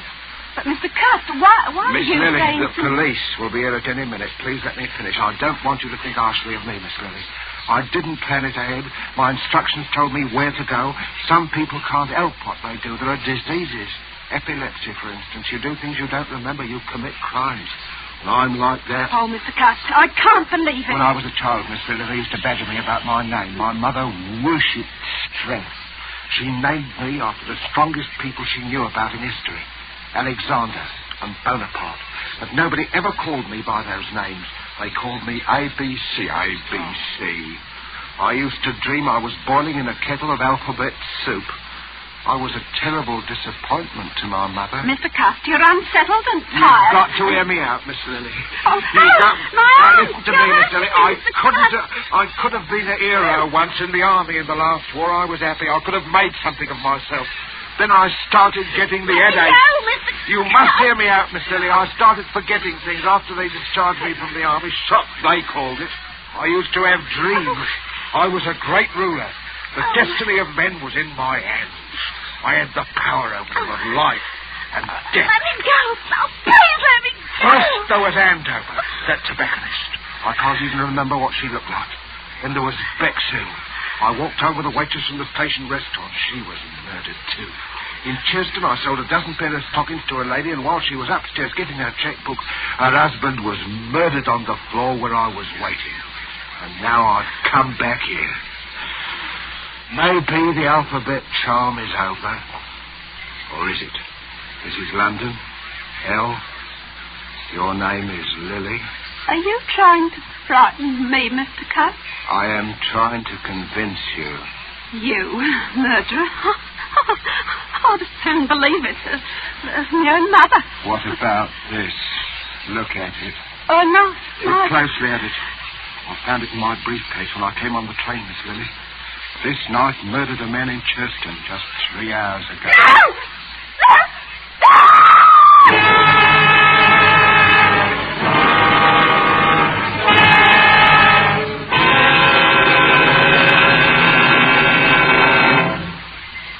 Oh, now, there, Miss Marbury, don't take on so. You go and get pretty as you please in the next room. But he was such a nice man. I still can't hardly believe it. Is this the knife he threatened you with, Miss Marbury? Yes. We just got here in the nick of time, eh, True? Hey, that's a wicked-looking knife. It's the Churston murder knife right enough, Mr. Clark. No doubt of it. Well, let's take inventory. Typewriter. Checks with a murder note. Walking stick. Same markings as on the heads of the first victims. And the psychiatrist's report says the murders were premeditated and the notes could not possibly have been written except by a person who was conscious and in his right mind. Well, that breaks down any idea Cust may have had of entering an insanity plea. Right. I think he'll sign the confession without any difficulty. Bring him in. Bring the prisoner in. Well, Cust, are you ready to sign your confession? I don't know, Inspector. A moment ago I was certain I must have done it. But why? That's what worries me. Why? Mr. Clark, why do you think I did it? You're wasting valuable time, Cust. I don't care why you did it. You killed my brother, and I want to see you hang for it. I don't care how balmy you are. You ought to be ashamed of yourself, talking to our Mr. Cust in that bloodthirsty manner. I don't know what's getting into the gentry, I'm sure. He tried to murder you, didn't he? Well, he couldn't help himself, poor thing. He's been terribly upset of late. You are a nice girl, Miss Lily. You are a nice girl. The murders were willful and premeditated. They couldn't have been premeditated, Mr. Clark. Why do you say that, Cust? Well, because I didn't go to any of those places of my own choice. I had my instructions from Behringer's Limited. And those instructions were sent to me after the police got the warnings of the murders that were printed in the paper. There never were any such instructions. We ransacked all your things, Cust. There wasn't any letter of instructions, was there, Inspector? No. Oh, yes, there was. All right, we'll ring up Ballinger's. May I use your telephone, Miss Marbury? Why, certainly, Inspector. The number is Regent 3313, Inspector.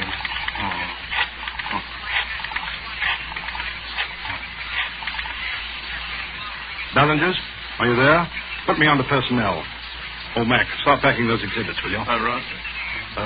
Frome speaking, Scotland Yard. But what day did you employ a commercial traveler named Alexander Bonaparte Cust? No, Cust. A.B. Cust. Initials A.B.C. Yes? Never employed by you. You're absolutely certain? Did you send a man to Andover or Bexhill last week? Not on your route. Thank you. That's all I wanted to know. Too bad, Cust. I guess this knocks out your last ghost of a chance, doesn't it? No, Mr. Clark. Because, you see, the instructions were in a letter, and that letter is right in this room. Well, let's have a look. Come on, Mackenzie. Give me a hand. Let's go through these things again. It won't do you any good to look there, Mr. Clark. I have the letter. Would you like to see it, Mr. Crome? It's here. Well, I'll be...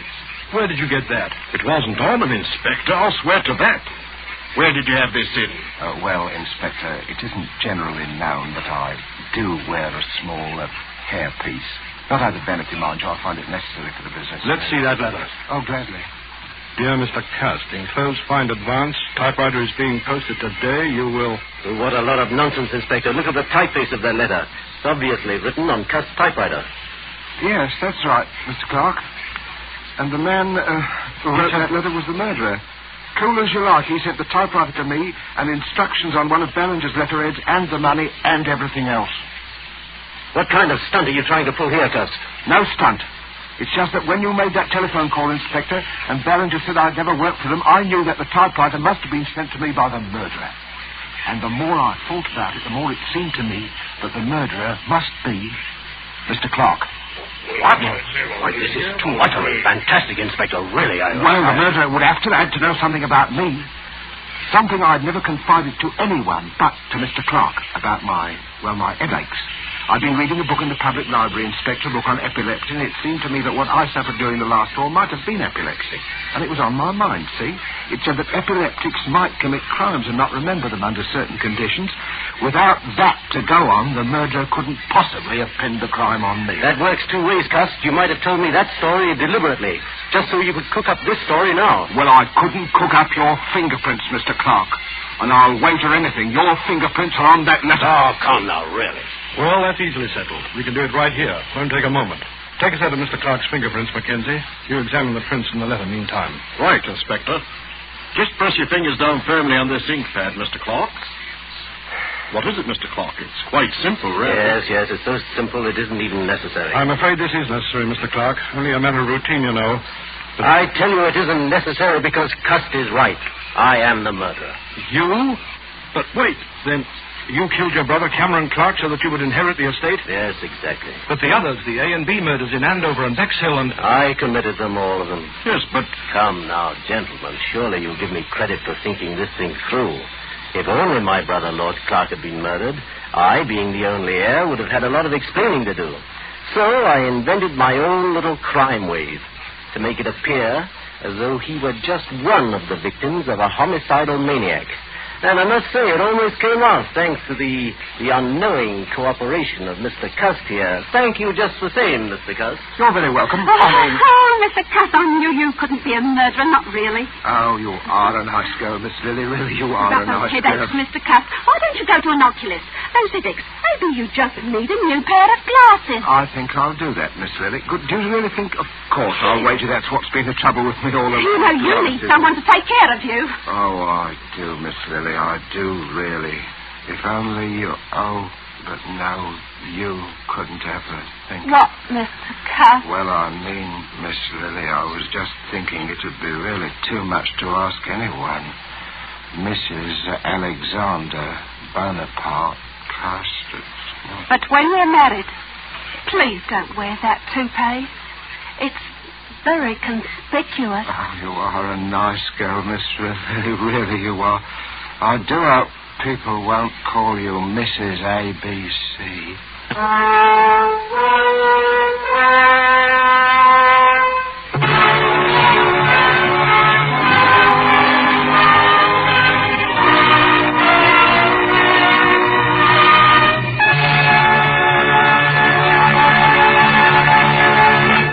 And so closes the ABC Murders, starring Charles Lawton, with Elsa Lanchester and Bramwell Fletcher. Tonight's tale of Suspense. This is your narrator, the Man in Black, who conveys to you Columbia's invitation to spend this half hour in suspense with us again next Tuesday, when Agnes Moorehead will return to our stage as star of the suspense play called She Overheard Murder Speaking.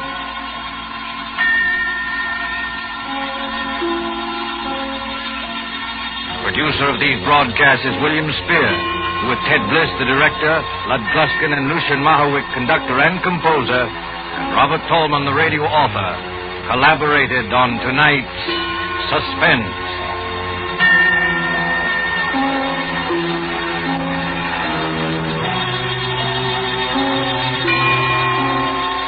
This is the Columbia Broadcasting System.